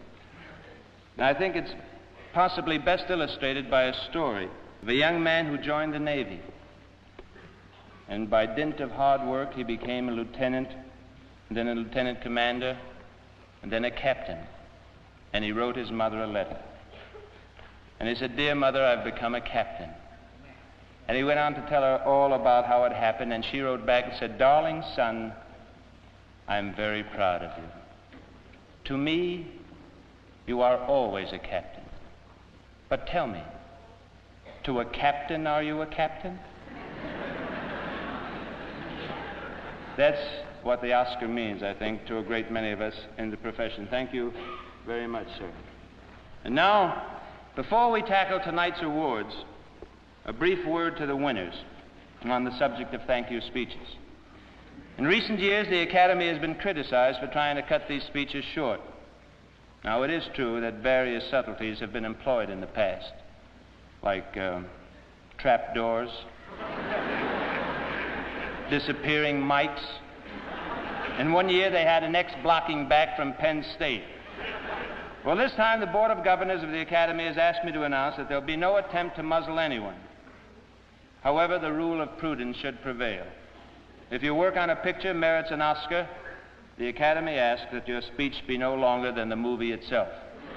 The 24th Academy Awards were held on March 20th, 1952 at the RKO Pantages Theater and awarded Oscars for Best in Films of 1951. This year's show was hosted by Danny Kaye, and this was the first year in which the Best Picture Oscar was given to the film's producers rather than to the studio that released the film.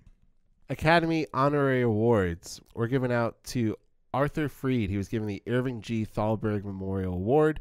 There is Rashomon, which is the Japanese film which received the Best Foreign Language Film Award. When Worlds Collide received the Best Special Effects, and then Gene Kelly was given an honorary award for his versatility as an actor, singer, director, and dancer, and specifically for his brilliant achievements in the art of choreography on film for An American in Paris. I found it interesting that the best special effects was a film called When Worlds Collide, and is essentially about how everyone is leaving Earth because a star is about to destroy the planet, which is very similar to this past year's Don't Look Up on Netflix. Which might be an Oscar contender. I think it'll definitely be nominated in a category here and there. But yeah, I just found that fascinating, like how similar those two descriptions are. I mean, it's a meteorite, it's a star, whatever. They're not the exact same thing, but it's really similar, and it's almost about the more scientific aspect of it, or them trying to build an ark and get off the planet. But I'm like, what a weird coincidence. Like, we just keep telling the same stories over and over, you know? Yeah, we definitely do. And I like to make this note about Gene Kelly, where you're like, wow, it goes to show how much he contributes to the film, and he's not just any old performer there to take orders. And I liked you brought that up, and you posed this question in the notes, like, how many actors have won honorary awards, and have we seen it before? And when I was looking at it, I was like, why? Like, I feel like we have. And it only took me 1 second to find out when I looked up honorary awards, and because the first one ever given out at the first Academy Awards was to Charlie Chaplin in The Circus for his acting, writing, directing, and producing The Circus. And to me, I was like, so the Academy Awards, from the beginning of its history, is known for giving Oscar honorary awards to people who are like, you are too good for this art form. You're too good this year. Like, if we actually would have allowed you to be in the competitive category, you would have just won and swept. So to me, this says that if they had nominated Gene Kelly, spoiler, they don't in this year, that Gene Kelly probably would have won for Best Actor. It's fascinating. Yeah, I do remember there was another actor who won twice. Who was that? I'm blanking on it. Well, Harold Russell got an honorary award. That's why, because they didn't think he would win for the actual award, right? But that was more for the fact that, like, hey, here's this veteran. He played it. It's his first time acting. Really emotional role. But this is like specifically like Gene Kelly. For versatility in actor, singer, director, and dancer, like just those alone, you're like, okay, you're too good for this. Yeah, I think that it really ties back to our auteur conversation, and it shows like how much Gene Kelly really kind of contributes to his films. He's not just a person to portray a character. He's very much there on set. Like, the quotes from some people in the film were talking about how Gene Kelly was a really nice guy, but he was very strict. He almost like he was like the second director in a way. Yeah, on this film, there are supposedly times where he would direct sequences because Vincent Minnelli was going through his divorce with Judy Garland, which in and of itself is just fascinating. It's the most Hollywood sentence ever. Yeah, I know, but it's cool because like Gene Kelly got to show off like so many talents, and it's like Oscars, like, dude, like, well, we'll get to Best Actor because there's a very interesting thing that happens, but like, hey, you don't have to give an honorary award. Like, if you think he's the best, give it to him. Like, that's what it's for. It's for the people you think is deserving of it. Yeah, it's really interesting too, and it makes you think, like, why don't we see more of these? Like, why don't we see more of these where it's like every fucking year says, give it to Best Stuntman. Where's our Best Stuntman? Where's our best like CG animation, motion capture best performance? Ensemble, like, where's our Best Ensemble? Like, Best Ensemble is a little bit different because it's much bigger, grander award for multiple people, but just giving it to someone for casting, I mean, like, it's still a job. Yeah, definitely. But if we're narrowing it down to an actor, though, like this past year with the whole like kerfuffle with Chadwick Boseman, like they could have just gave him an honorary award for how much his character of Black Panther and how much he's kind of given to the film industry as a whole. Or Anthony Hopkins could have just received the honorary award. But I mean, and I'm not saying either way, but at a certain point, you have to start, like, I think, and I can already feel like it's going to happen with this year's Oscars, where it's like we have to stop giving Lifetime Achievement Awards and let's give it to the people that actually deserve it. Yeah, let's make an Academy Honorary Award. And who does the motion capture that you think deserves an honorary award? Oh, my God. Well, I mean, we'll get there for Lord of the Rings, but Andy Serkis's performance as Gollum is the top five. That's what I'm saying. Like, that's a perfect example of like using this honorary award where people. It's a joke. It's a joke that they give honorary awards when they should just give them the freaking award. The actual award, yeah. Because some people, if they did this, they'd be like, "Oh, that's bullshit. You're just now making up awards to give people." And maybe that's why they've kind of waned and not done it in recent years. Yeah, it's funny you say Dwayne, because imagine if like The Rock, they're like, hey, we're gonna give you an honorary award because you were in the biggest blockbuster this year. Red Notice was amazing. Well, yeah, I mean, I'm just using that as an example. It's hard to think of like a specific way or a specific one in like the last few years. that it could have worked for. I guess maybe if you think about the La La Land Moonlight thing, where it's like maybe we should have given La La Land more of an honorary award, or we should have, or the other way around, we should have given Moonlight a more honorary award. But also they did give it to the movie that probably was the better movie overall. So it's a totally weird thing. It's really hard to balance out. But when you see a specific honorary award for Gene Kelly for all of these things, and he still doesn't get an acting nomination, it's eerily similar to Charlie Chaplin at the first Academy Awards, and it's like, come on, what are we doing here? Just give it to the people who deserve it. Best film editing goes to William Hornbeck for A Place in the Sun. Hornbeck was nominated 4 times for the Academy Award for Best Film Editing, but this is his only win. Other credits include It's a Wonderful Life from 1946, Giant from 1956, and I Want to Live from 1958.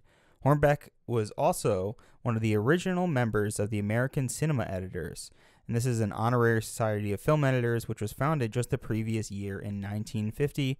And another thing to note here in Best Film Editing, we also have An American in Paris, which was edited by Adrian Fazan. So Ben, is there anything you want to we didn't talk too much about the editing, but it's very significant. There's something truly worthy here, and I think Adrian definitely deserves this award, and maybe above William Hornbeck. I mean, I haven't seen A Place in the Sun, but like it is really, editing really kind of seals the deal on American in Paris. Yeah, I love the editing. I wish we did have more time to talk about it, but yeah, I thought the editing was great. I think there were some really fascinating editing choices they made, specifically with they did like different frames inside of each other, the way they use picture frames, the way that these like really like just jarring jump cuts that like went from fullness to emptiness. I really liked it, and I think I would have picked it to win, but also I haven't seen A Place in the Sun, so it's hard to really say exactly what. There's one thing I also wanted to note on this is that when I was in film school, I never made a music video, but I was definitely around other kids and students that were making not musicals but music videos, right, as like their final project or thesis film, whatever it may be. And it is so, people do not talk about how difficult and hard it is to edit something that has music in it, because you have to match the exact take, you have to match the dancing performance, you have to match their lips to the exact song because they're not like singing it on set. It is very difficult, and I think it's really underappreciated for editors to have to do that, and especially in the large span of music videos that we have nowadays, they're just not really appreciated enough. Moving on to Best Costume Design Color went to Ori Kelly, Walter Plunkett, and Irene Sharaff for An American in Paris. I wanted to mention that since Best Costume Design was introduced at the 21st Academy Awards, so 3 ceremonies prior, so far 3 Best Picture winners have taken home the award: Hamlet, All About Eve, and now An American in Paris. So now it used to be like, hey, if you win a screenplay award, you're probably going to win Best Picture. Now it's like, hey, if you win Best Costume Design, you may be winning Best Picture. So it's certainly fascinating to think about that happening. Best Costume Design Black and White goes to Edith Head for A Place in the Sun. This is Head's 4th Academy Award in the last 3 ceremonies, and she previously won last year for All About Eve, Samson, and Delilah, and The Heiress. Best Cinematography Color goes to Alfred Gilkes and John Alton for An American in Paris. This is Gilkes' first and only career Oscar after predominantly working on silent films in the 1920s, and this is Alton's first and only career Oscar. He was actually the first Hungarian-born person to win in the cinematography category. John Alton did more of the ballet photography, as he is credited, but the cinematography in this movie is absolutely beautiful. It's not the best cinematography I think that we've seen, but it's pretty damn good. Yeah, like I said, I haven't really seen too many MGM musicals, but for me, this felt like it had that style. It had that unique, moving crane like cinematography, like kind of dancing along with the actors and the performers while also kind of getting the whole picture, like ending the big musical act with the big wide shots and kind of seeing these big, beautiful sets that they built. And it's kind of amazing that this was his first, I think it was his first or second film that he shot in color, which is unbelievable because the Technicolor, is insane in this movie. Yeah, it is mind-blowing. I need to see this projected on film. So I'm not saying that I think Gone with the Wind cinematography is better than this, but in terms of the colors, which one do you think works more? Because now this is 12 years after Gone with the Wind, so some of the Technicolor has definitely improved since. Yeah, I mean, this is cheating. This film, it just goes out of its way to show off these primary colors that you can't really compare it. Gone with the Wind is very stylistic, but it has those big pops of colors, the orange, the reds that kind of really like pop in throughout the film. But it's very much trying to show the South and the green and the fires of the South, and not really be as exaggerated and with all these big, elaborate sets that have all these like pops of color. So this, if you're really looking for color, if you're really looking for like the pop of that musical bright colors, then yeah, I would have to go with An American in Paris. Best cinematography, black and white, goes to William C. Mellor for A Place in the Sun. This is Mellor's first of 2 career Oscars, and he would later win in 1959 for The Diary of Anne Frank. Best art direction color went to An American in Paris, art direction by Cedric Gibbons and E. Preston Ames, set decoration by Edwin B. Willis and F. Gleason. Gibbons, a name we have heard many times before. This is his 8th of 11 total Academy Awards in the art direction category. And even though we've heard his name many times, this is his only win in a Best Picture production. Ames is his first of 2 Academy Awards, including a win for the 1958 Best Picture winner, Gigi. Willis's 5th of 8 Academy Awards, and Gleason first of 4 total Oscars, including winning for Gigi in 1958. That's fascinating that this is the first Best Picture he won. And at this point, with 8 wins, he's got to have the most Academy Awards than anyone, right? 1952. I would have to do a deep dive, but probably at this point, yeah, I would have to say Cedric. Yeah, who else? Unless maybe Walt Disney got a bunch, but that's Walt Disney. Oh, that's bullshit. That's cheating. Yeah, it's cheating. It is 100% cheating. Exploiting the work of all those people to get an Oscar does not count. You heard it here first, folks. Oh man, such good animation though. Best art direction, black and white, goes to art direction by Richard Day and set direction by George James Hopkins for A Streetcar Named Desire. This is Day's 6th of 7 Academy Awards, which includes How Green Was My Valley in 1941 and On the Waterfront in 1954. This is Hopkins' first of 4 career Academy Awards, and I mentioned it before as what the kind of head-to-head competition was for An American in Paris, and it might be A Streetcar Named Desire.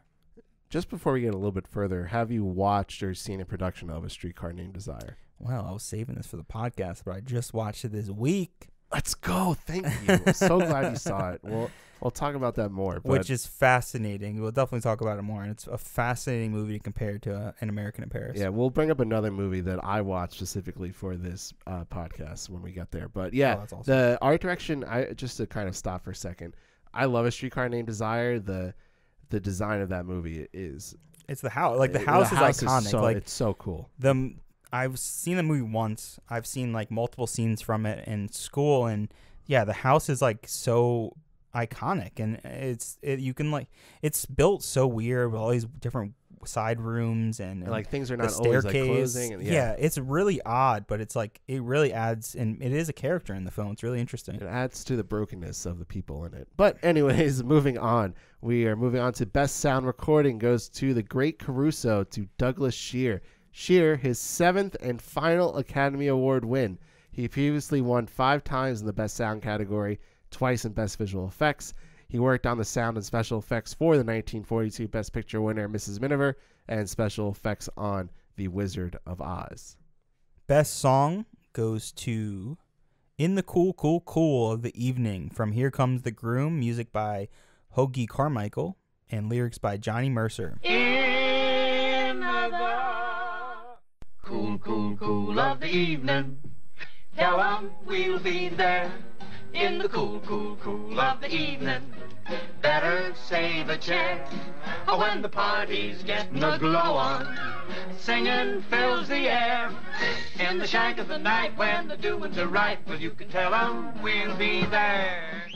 This is a film directed by Frank Capra and starring Bing Crosby and Jane Wyman, based on a story by Robert Riskin and Liam O'Brien. The film is about a foreign correspondent who has 5 days to win back his former fiancée, or he'll lose the orphans he adopted.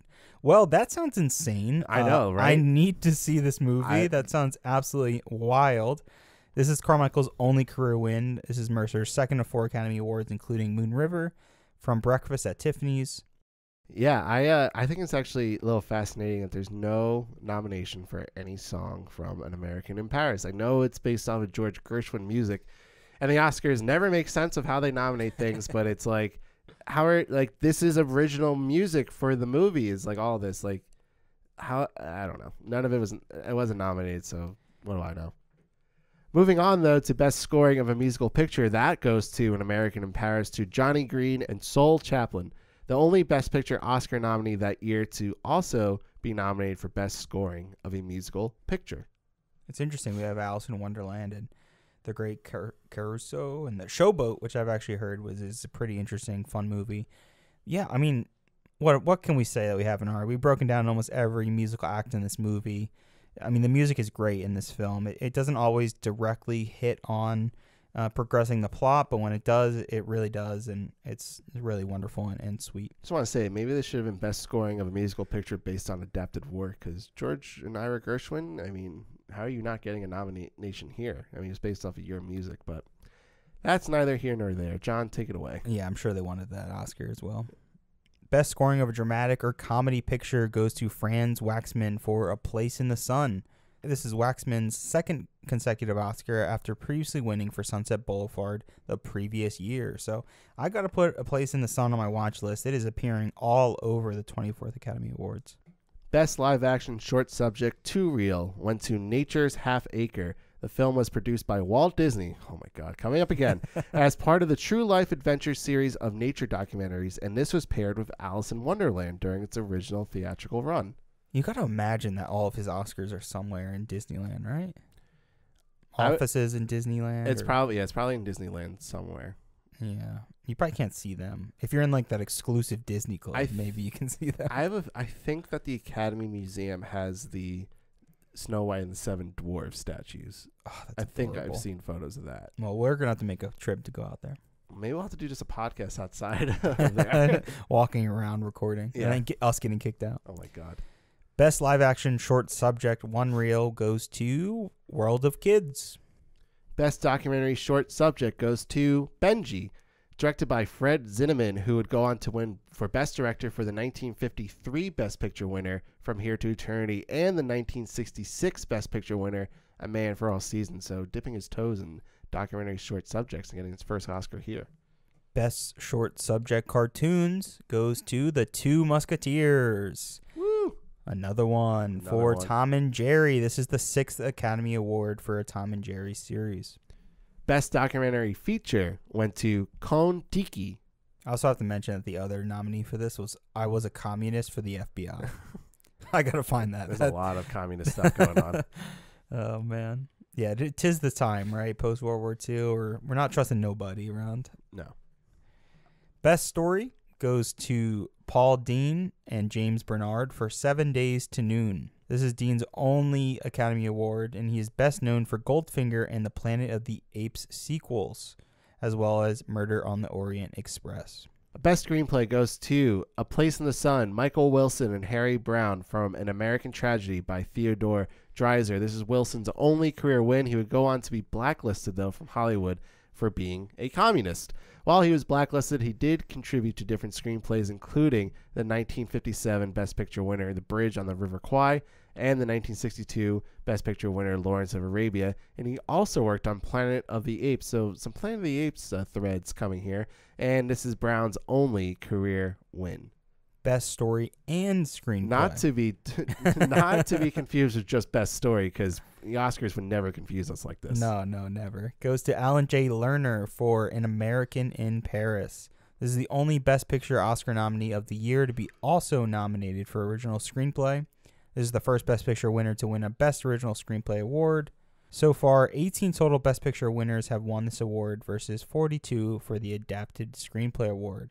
This is Lerner's first of 3 Academy Awards, including Best Adapted Screenplay and Best Original Song for 1958's Gigi. Yeah, fascinating that this movie wins a Best Original Screenplay. One, it's the first time it's happened for any Best Picture winner, and not many Best Picture winners that have won a Screenplay award have won original. They've mostly been adapted. So that says a lot to me about how Best Picture winners are treated and how films that are going to be nominated for Best Picture are treated. But we said it before, like, this film doesn't have like this like script and dialogue that you really sink your teeth into. I think it's more just like, hey, here's a really good, cute, fun, quick story that everyone can love. Yeah, I find it really interesting comparing this. I mean, not too deeply, but just going from All About Eve directly into this. It's like these movies couldn't be any different. Like, they're so drastically different where we want to really prioritize the dialogue and the characterization and get to know the weird, complex relationships everyone has here, while this film is so surface level.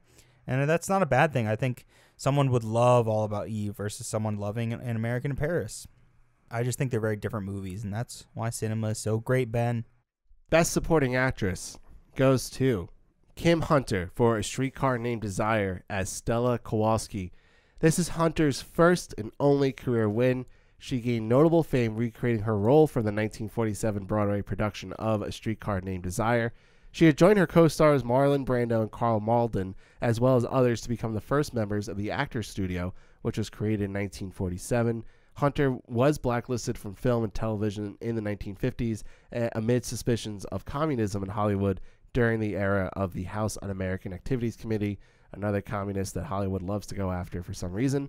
She's also known as playing Zira in The Planet of the Apes and the 2 sequels after that. So this is the 3rd time right now that Planet of the Apes has brought up again. I love Planet of the Apes. I love how this thread of Planet of the Apes is weaving through itself at the 24th Oscars. So it's certainly fascinating. And Kim Hunter, she was great in A Streetcar Named Desire. Yeah, she was really fascinating. Plays such a complex, kind of such a sad. I mean, the whole film is so sad, but yeah, I don't want to go too much into that film because I want to save it for Best Motion Picture. But moving on to Best Supporting Actor, we have Karl Malden for A Streetcar Named Desire as Harold Mitchell. This is Malden's only career win and first of 2 career nominations. He was nominated for Best Supporting Actor in 1954's Best Picture winner On the Waterfront, and he also served as president of the Academy of Motion Picture Arts and Sciences from 1989 to 1992. Really fascinating. I mean, to be a performer that then kind of takes over as the president, like years and years and years and years and years later. I mean, he must have been in his like 70s or maybe even 80s when he was the president by that time. But anything to kind of hit on for Karl Malden? Well, I think I want to talk more about him when we do talk about On the Waterfront, because I actually like his performance a little bit more in On the Waterfront, but he's still great in A Streetcar. So yeah, I don't really know the other nominees here to really kind of go off of too much. It's an interesting character. I don't know if there's really enough there to really go all the way and say Best Supporting Actor, but he's a really interesting, complex character like most of the characters in A Streetcar Named Desire. Best Actress goes to Vivien Leigh for A Streetcar Named Desire as Blanche Dubois. This is Leigh's second career Academy Award after previously winning for her powerhouse performance as Scarlett O'Hara in Gone with the Wind. Leigh's performance in A Streetcar Named Desire is the 6th longest by Best Actress at 1 hour, 33 minutes, and 4 seconds. If you can remember, I talked about how she gave the longest performance as Scarlett O'Hara, which was over 2 hours. So just really a big powerhouse performer for Leigh, and I just have to read so much. I know I said a lot about her in Gone with the Wind, but there's some more, I think, to be said. So after 326 performances, Leigh had finished her run in the London production of Streetcar, and she was soon assigned to reprise her role as Blanche Dubois in the film version of the play. Her irreverent and often bawdy sense of humor allowed her to establish a rapport with Marlon Brando, but she had initial difficulty in working with director Elia Kazan, who was displeased with the direction that Olivier had taken in shaping the character of Blanche. Kazan had favored Jessica Tandy and later Olivia de Havilland over Leigh, but knew she had been a success in the London stage as Blanche. He later commented that he did not hold her in high regard as an actress, believing that she had a small talent. As work progressed, however, he became full of admiration for the greatest determination to excel of any actress I've known. She'd have crawled over broken glass if she thought it would help her performance. Leigh found the role grueling and commented to the Los Angeles Times, "I had 9 months in the theater of Blanche Dubois, and now she's in command of me." Tennessee Williams commented also that Leigh brought to the role everything I intended and much that I've never dreamed of. Leigh herself had mixed feelings about her association with the character. In later years, she said that playing Blanche Dubois tipped me over into madness, which a lot of people have talked about, that this role in Streetcar on the stage in the film. And, you know, she dealt with bipolar later in life, actually early in her life, and then it really overcame her later in life, that this is the film that kind of tipped her over the edge, and which is a sad thing because her performance in this film is it's amazing and it's so powerful. But just to know that she went through so much struggles to do it is also just really sad. But I don't think I can say enough about Vivien Leigh. Every time she comes up, I want to do a whole podcast about her. Yeah, the Leigh podcast. her performance is like mesmerizing in this movie. It's like so hard to take your eyes off, and she's bouncing off the wall. It's like mentally like all over the place, and it's just fascinating to see. And yeah, I had that same thought immediately. Like, it's so hard not to think about how kind of sad and depressing, and think about people like Heath Ledger, where it's like it's hard to know like these inner lives of these actors, but it's so easy for us as viewers and watchers to just be like, yes, like that is what led them to this and this and this, without even knowing any of their personal life. But there's a part of acting where you kind of lose yourself, and you can see it in her performance, where it's like, this isn't Vivian Leigh anymore. She's like completely lost and gone in this role, and it's like a magnificent characterization of this broken woman. It's really, really, really, really phenomenal, and maybe one of the best performances I've seen yet in any nominated movie so far. Best Actor goes to Humphrey Bogart for The African Queen as Charlie Allnut. This is Bogart's first and only career win of 3 total nominations, including Casablanca from 1943 and The Caine Mutiny from 1954. Nearly everyone in the cast developed dysentery except Bogart and the director John Huston, who subsisted on canned food and alcohol. Bogart said, "All I ate was baked beans, canned asparagus, and Scotch whiskey. Whenever a fly bit Huston or me, it dropped dead." Bogart resisted Huston's insistence on using real leeches in a key scene where Charlie has to drag his steam launch through an infested marsh, and reasonable fakes were employed. Despite the discomfort of jumping from the boat into swamps and rivers and marshes, the African Queen apparently rekindled Bogart's early love of boats. When he returned to California, he bought a classic mahogany Hackercroft runabout, which he kept until his death. Promising his friends that if he won, his speech would break the convention of thanking everyone in sight, Bogart advised Claire Trevor when she was nominated for Key Largo to just say you did it all yourself and don't thank anyone. When Bogart won, however, he said, It's a very long way from the heart of the Belgian Congo to the stage of the Pantages Theater, and I'm very glad to say that it's a little nicer here than it was there. I just want to pay a slight, as a matter of fact, a very big tribute to Mr. John Huston and Miss Katharine Hepburn because they helped me to be where I am now. Thank you very much. Despite the award and its accompanying recognition, Bogart later said, "The way to survive an Oscar is never to try to win another one. Too many stars win it and then figure they have to top themselves. They become afraid to take chances. The result? A lot of dull performances in dull pictures." You gotta love Bogart. I mean, he is absolutely amazing. The African Queen was Bogart's first starring Technicolor role. Bogart was the last man born in the 19th century to win a leading role Oscar. And in 1999, the American Film Institute selected Bogart as the greatest male star of classic American cinema. So I alluded to this before. I watched The African Queen for this podcast because I've never seen it before. I knew it was Bogart's only performance. Have you ever seen The African Queen? No, I really wanted to watch that movie forever. It's all right. So I won't try and spoil too much then, but it's not this like really great performance that he gives. And I'm saying this and not to disparage the movie. I think the movie is actually fun, and I think it's a really easy watch, and I think that it's cute. That's what it always seemed to be, you know. I just remember seeing posters everywhere, and I'm like, that just looks like a fun adventure, you know. Yeah, I think you would like it. It's like a fun little adventure movie, and has some really cool like action-y parts in it and I think you would appreciate it. But I want to bring this up because this has been more looked at as a Lifetime Achievement Award, and we said it like, you know, Bogart probably should have won for Casablanca. Yeah, certainly. For in 1943. And what makes this even, you know, harder to really fully understand is because, one, Gene Kelly isn't nominated here. So, and we talked about before how he probably should have been, and he probably would have won if he had been. But what's even more like, what the hell, is Marlon Brando not winning this? And Marlon Brando would have joined his 3 other castmates for all winning an Oscar, which has never happened before. The closest that and so Brando not winning, it's the only opportunity that a film had to win all 4 acting categories. Only Streetcar and Network from 1976 have won 3 of the 4. So no film has ever won more, obviously, because there would have been 4 out of 4. So only those 2 have won 3 out of 4. And a lot of people look at this like, hey, Marlon Brando should have probably won this for Streetcar. And like, when I watched Streetcar, I I was mesmerized, and I love him in On the Waterfront, which he eventually wins, and obviously in The Godfather he wins, and that's another great performance.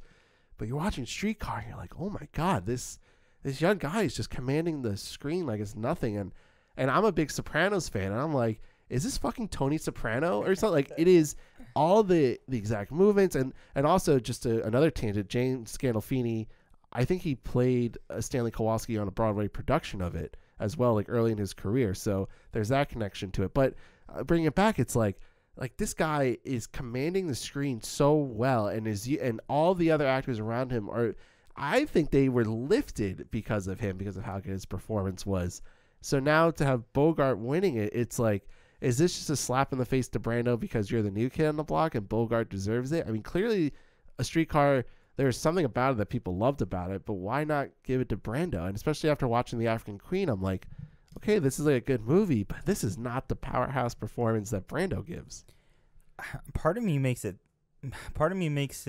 feel like that this is only the case because of like the actual character that he plays, Stanley, and just how kind of vile and disgusting he is. And I don't think that matters. Well, I'm trying to think and compare it to like the previous films that we've seen. Like, I'm blanking on his name from Mutiny.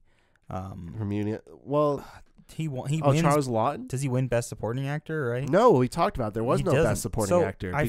Yeah, at the time, right? Yeah, there was no Best Supporting Actor. And if there was, he would have won. I just feel like there's leverage with the Academy voting for characters that they just don't like. Like, he's very much the villain of that movie, right? It might be just too ahead of its time. That movie is like so dark and just they probably just didn't even know what to make of it, honestly. And I think just giving the noms is the group of people that like saw that it was way ahead of its time, and they just really wanted to recognize the work and their performances. And yeah, maybe it's because it's a Lifetime Achievement Award.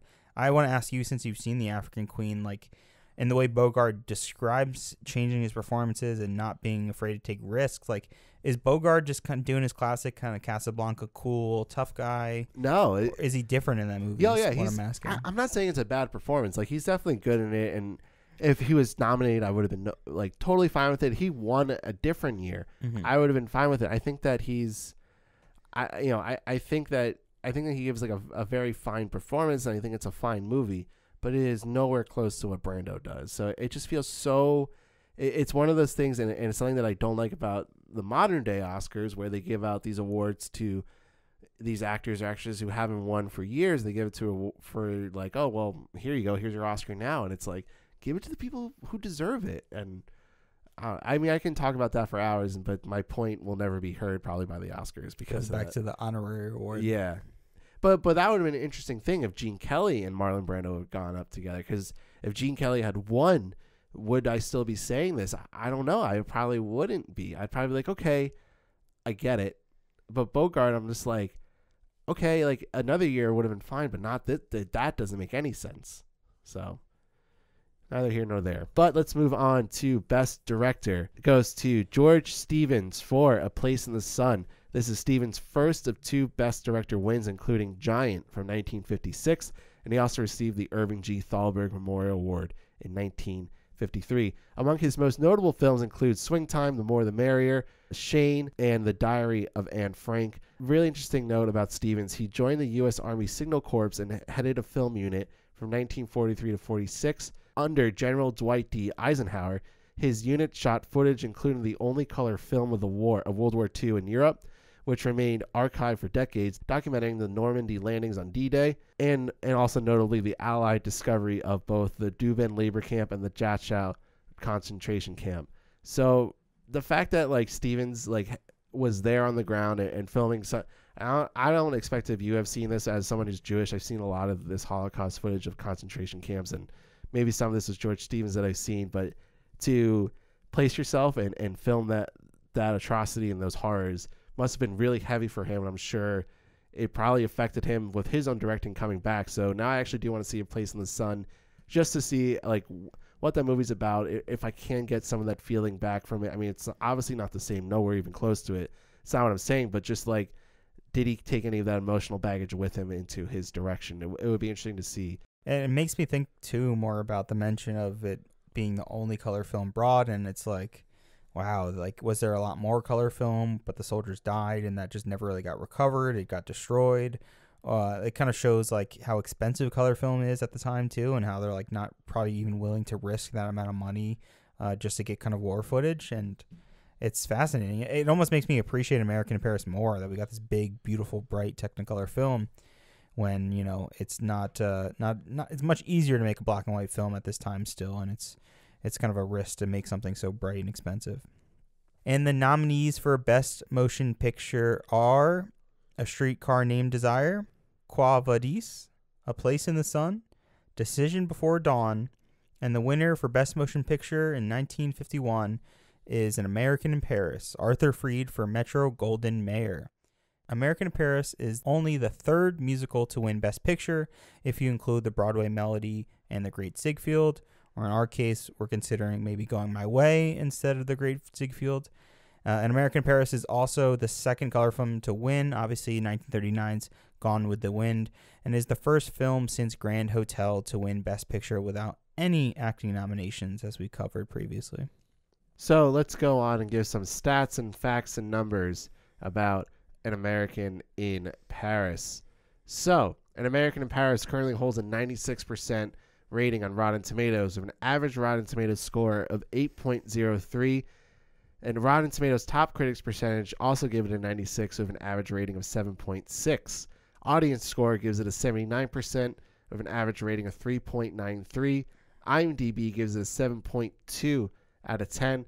Metacritic gives it an 83 and won 6 Oscars out of 8 total nominations. John, what do you give An American in Paris? I gave An American in Paris an 80 out of 100, and that may seem pretty harsh, but for me it was kind of the story issues that kind of like fell down for me. Obviously, we have the weird kind of sexist stuff with the difference between male and women, but it just really kind of, I wanted more from these characters, and the final ballet is beautiful and it's stunning, but does it do enough to kind of advance and tell more about our characters?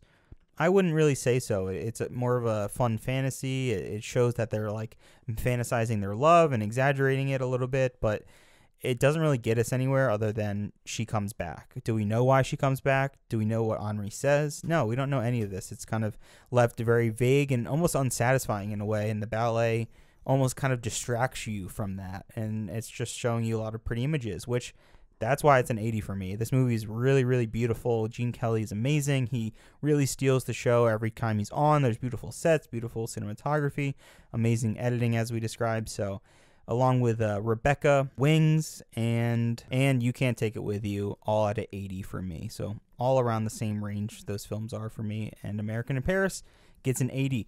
Ben, tell me what you rate An American in Paris. So I dropped down my original score of An American in Paris from, actually I had it in the 90s. I had it in the 91 originally when I first watched it a few years ago. I absolutely fell in love with it. I think it's a beautiful looking movie. I think it's a lot of fun. But then a second time coming around to it, I dropped it down a little bit to an 85. To me, this movie, it's still good, but I think that the issues with it are the fact that it, as grand and as fun as it is, it's still a little hollow for me. I think that as great as the last 17 minutes as the ballet is it really enough to like warrant why it's there? And it happens a few times throughout the film when there's some numbers. It's like, okay, that was great, but like, does that move the plot along? Is that worthy enough for its story? Gene Kelly's great, but he's probably honestly the only actor in the film that makes it great itself. So it's a fun movie. I think that there are some issues with its political correctness of it, and I think that matters a lot more now, and especially when we're going to be talking about in a few episodes, 5-6 episodes down the line with Gigi, which is made also by Vincent Minnelli and also starring Leslie Caron, where I have some issues with that because of some aspects that are also seen in this movie. But the way this movie does it, I think, is a little bit less subtle, and it seems more appropriate, even though sometimes it's like that's not so appropriate. So I struggle a little bit. Should I be more harsh on it like I have with other movies? But also this movie, from a technical standpoint, is really good. So I settled at an 85 for me, which, it's still pretty good. It falls below All About Eve. It falls below How Green Is My Valley. You Can't Take It With You. I think a movie that's close in rating would be Grand Hotel, which I gave an 84. So, it's that B range where it's like good but not great. So Our average rating so far, John, you're sitting at a 71.2 out of 24 movies, and I'm sitting at a 77.04. So let's answer that age-old question. Is An American in Paris worthy of the Best Picture award of 1951? I would say yes, just based on how it kind of progresses the MGM musicals, how it's so vivid and bright and colorful, and it's just a great fun time at the movies. What about you, Ben? I would say it is worthy as well. I think that despite this movie coming out the same year as Streetcar Named Desire, I still think it's worthy of any other year it probably could have come out. It's the first full-fledged musical that we really get. You know, I know the Great Ziegfeld and Broadway Melody are called musicals, but they're not like this kind of musical. This is like in your face, 50s, like color everywhere, grand sets. The ending scene is really great. It does a lot of technical elements that I truly love. I love it when these Best Picture movies do something technically great, where the cinematography is great, the lighting is great, the set design is great, the acting, and it's just all really great and fun. And even though I gave the movie a lower rating, it's still like all of those aspects are really, really grab your attention. It's really in your face, and so I truly love it. So yeah, I would give An American in Paris a worthy rating. So, were you going to add something there, John Boy? So we have talked a little bit about Streetcar Named Desire. We haven't seen A Place in the Sun. That seems to be another big competitor, but I'm curious, like, where do you stand between the two? Like, if you had to make this pick, A Streetcar Named Desire versus American in Paris, what would you give the best motion picture to? A Streetcar Named Desire. Why is that?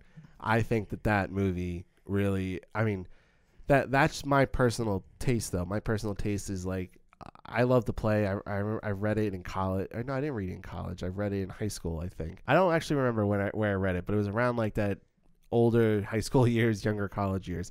And I loved it. And I was so fascinated by it. And then seeing the performance in it just everyone's performance in that movie is so great. And it really feels like the movie you can really sink your teeth into. But I'm not saying American in Paris didn't deserve to win. If it was going up other years, it probably would still win. But this year, if I was voting, I probably would have put Streetcar, but I wouldn't have been surprised that everyone put American in Paris as their winner. This is really fascinating to me. I think if these were very recent movies, recent Oscars, I think A Streetcar Named Desire would immediately be the winner. I mean, just looking at an easy, quick reference, obviously it relates to American in Paris, as we discussed, but the La La Land Moonlight situation, look at the really focused look into mental health, into kind of your own personal being, becoming who you are, who you think you are, disguising who you are. Moonlight is a really deep personal look into a man's life, and La La Land is a really fun romantic musical about how heartbreak is also what makes love, right? And while it's a little bit deeper and more complex than American in Paris, it's really interesting that the award ends up going to Moonlight, a much more dramatic, kind of revealing personal film. And I definitely think that's what A Streetcar Named Desire is in relation to An American in Paris. Like, if you want to have a fun, just chill Sunday, hanging out with a friend or a girlfriend or a boyfriend, you can throw on An American in Paris and just watch Gene Kelly dance and have a fun time.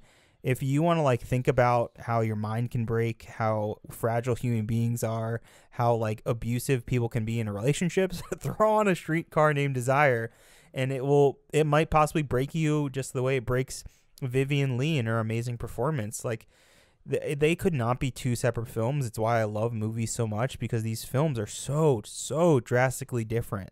A Streetcar Named Desire is, like, so dense. Everything the characters are doing is, like, undermining each other, trying to get on top of each other physically and mentally. It is so complex and manipulative. But American Paris is like, what you see is what you get, and that's really what this film is. It's about showing cool images and cool movement and a great voice, right? So I just had to talk a little bit about the differences of the two. I think it's really fascinating. I mean, if I had to pick between one or the other, I would probably also lean A Streetcar Named Desire, just because of how really that film really just does not feel like it was made in 1951. It feels so ahead of its time. It feels to show an abusive relationship that way. And in fact, these films are almost polar opposite. We have, like, an abusive man. It's hard to say Jerry's abusive. He's not. We have a very aggressive men talking about women and undermining them, but it's all played for either jokes or just kind of subtle. This is what being a man and this is what being a woman is like in the 50s. While A Streetcar Named Desire is like, no, we will really show you what it's like to be a woman in the 1950s. We will really show you what an abusive relationship and really awful men do.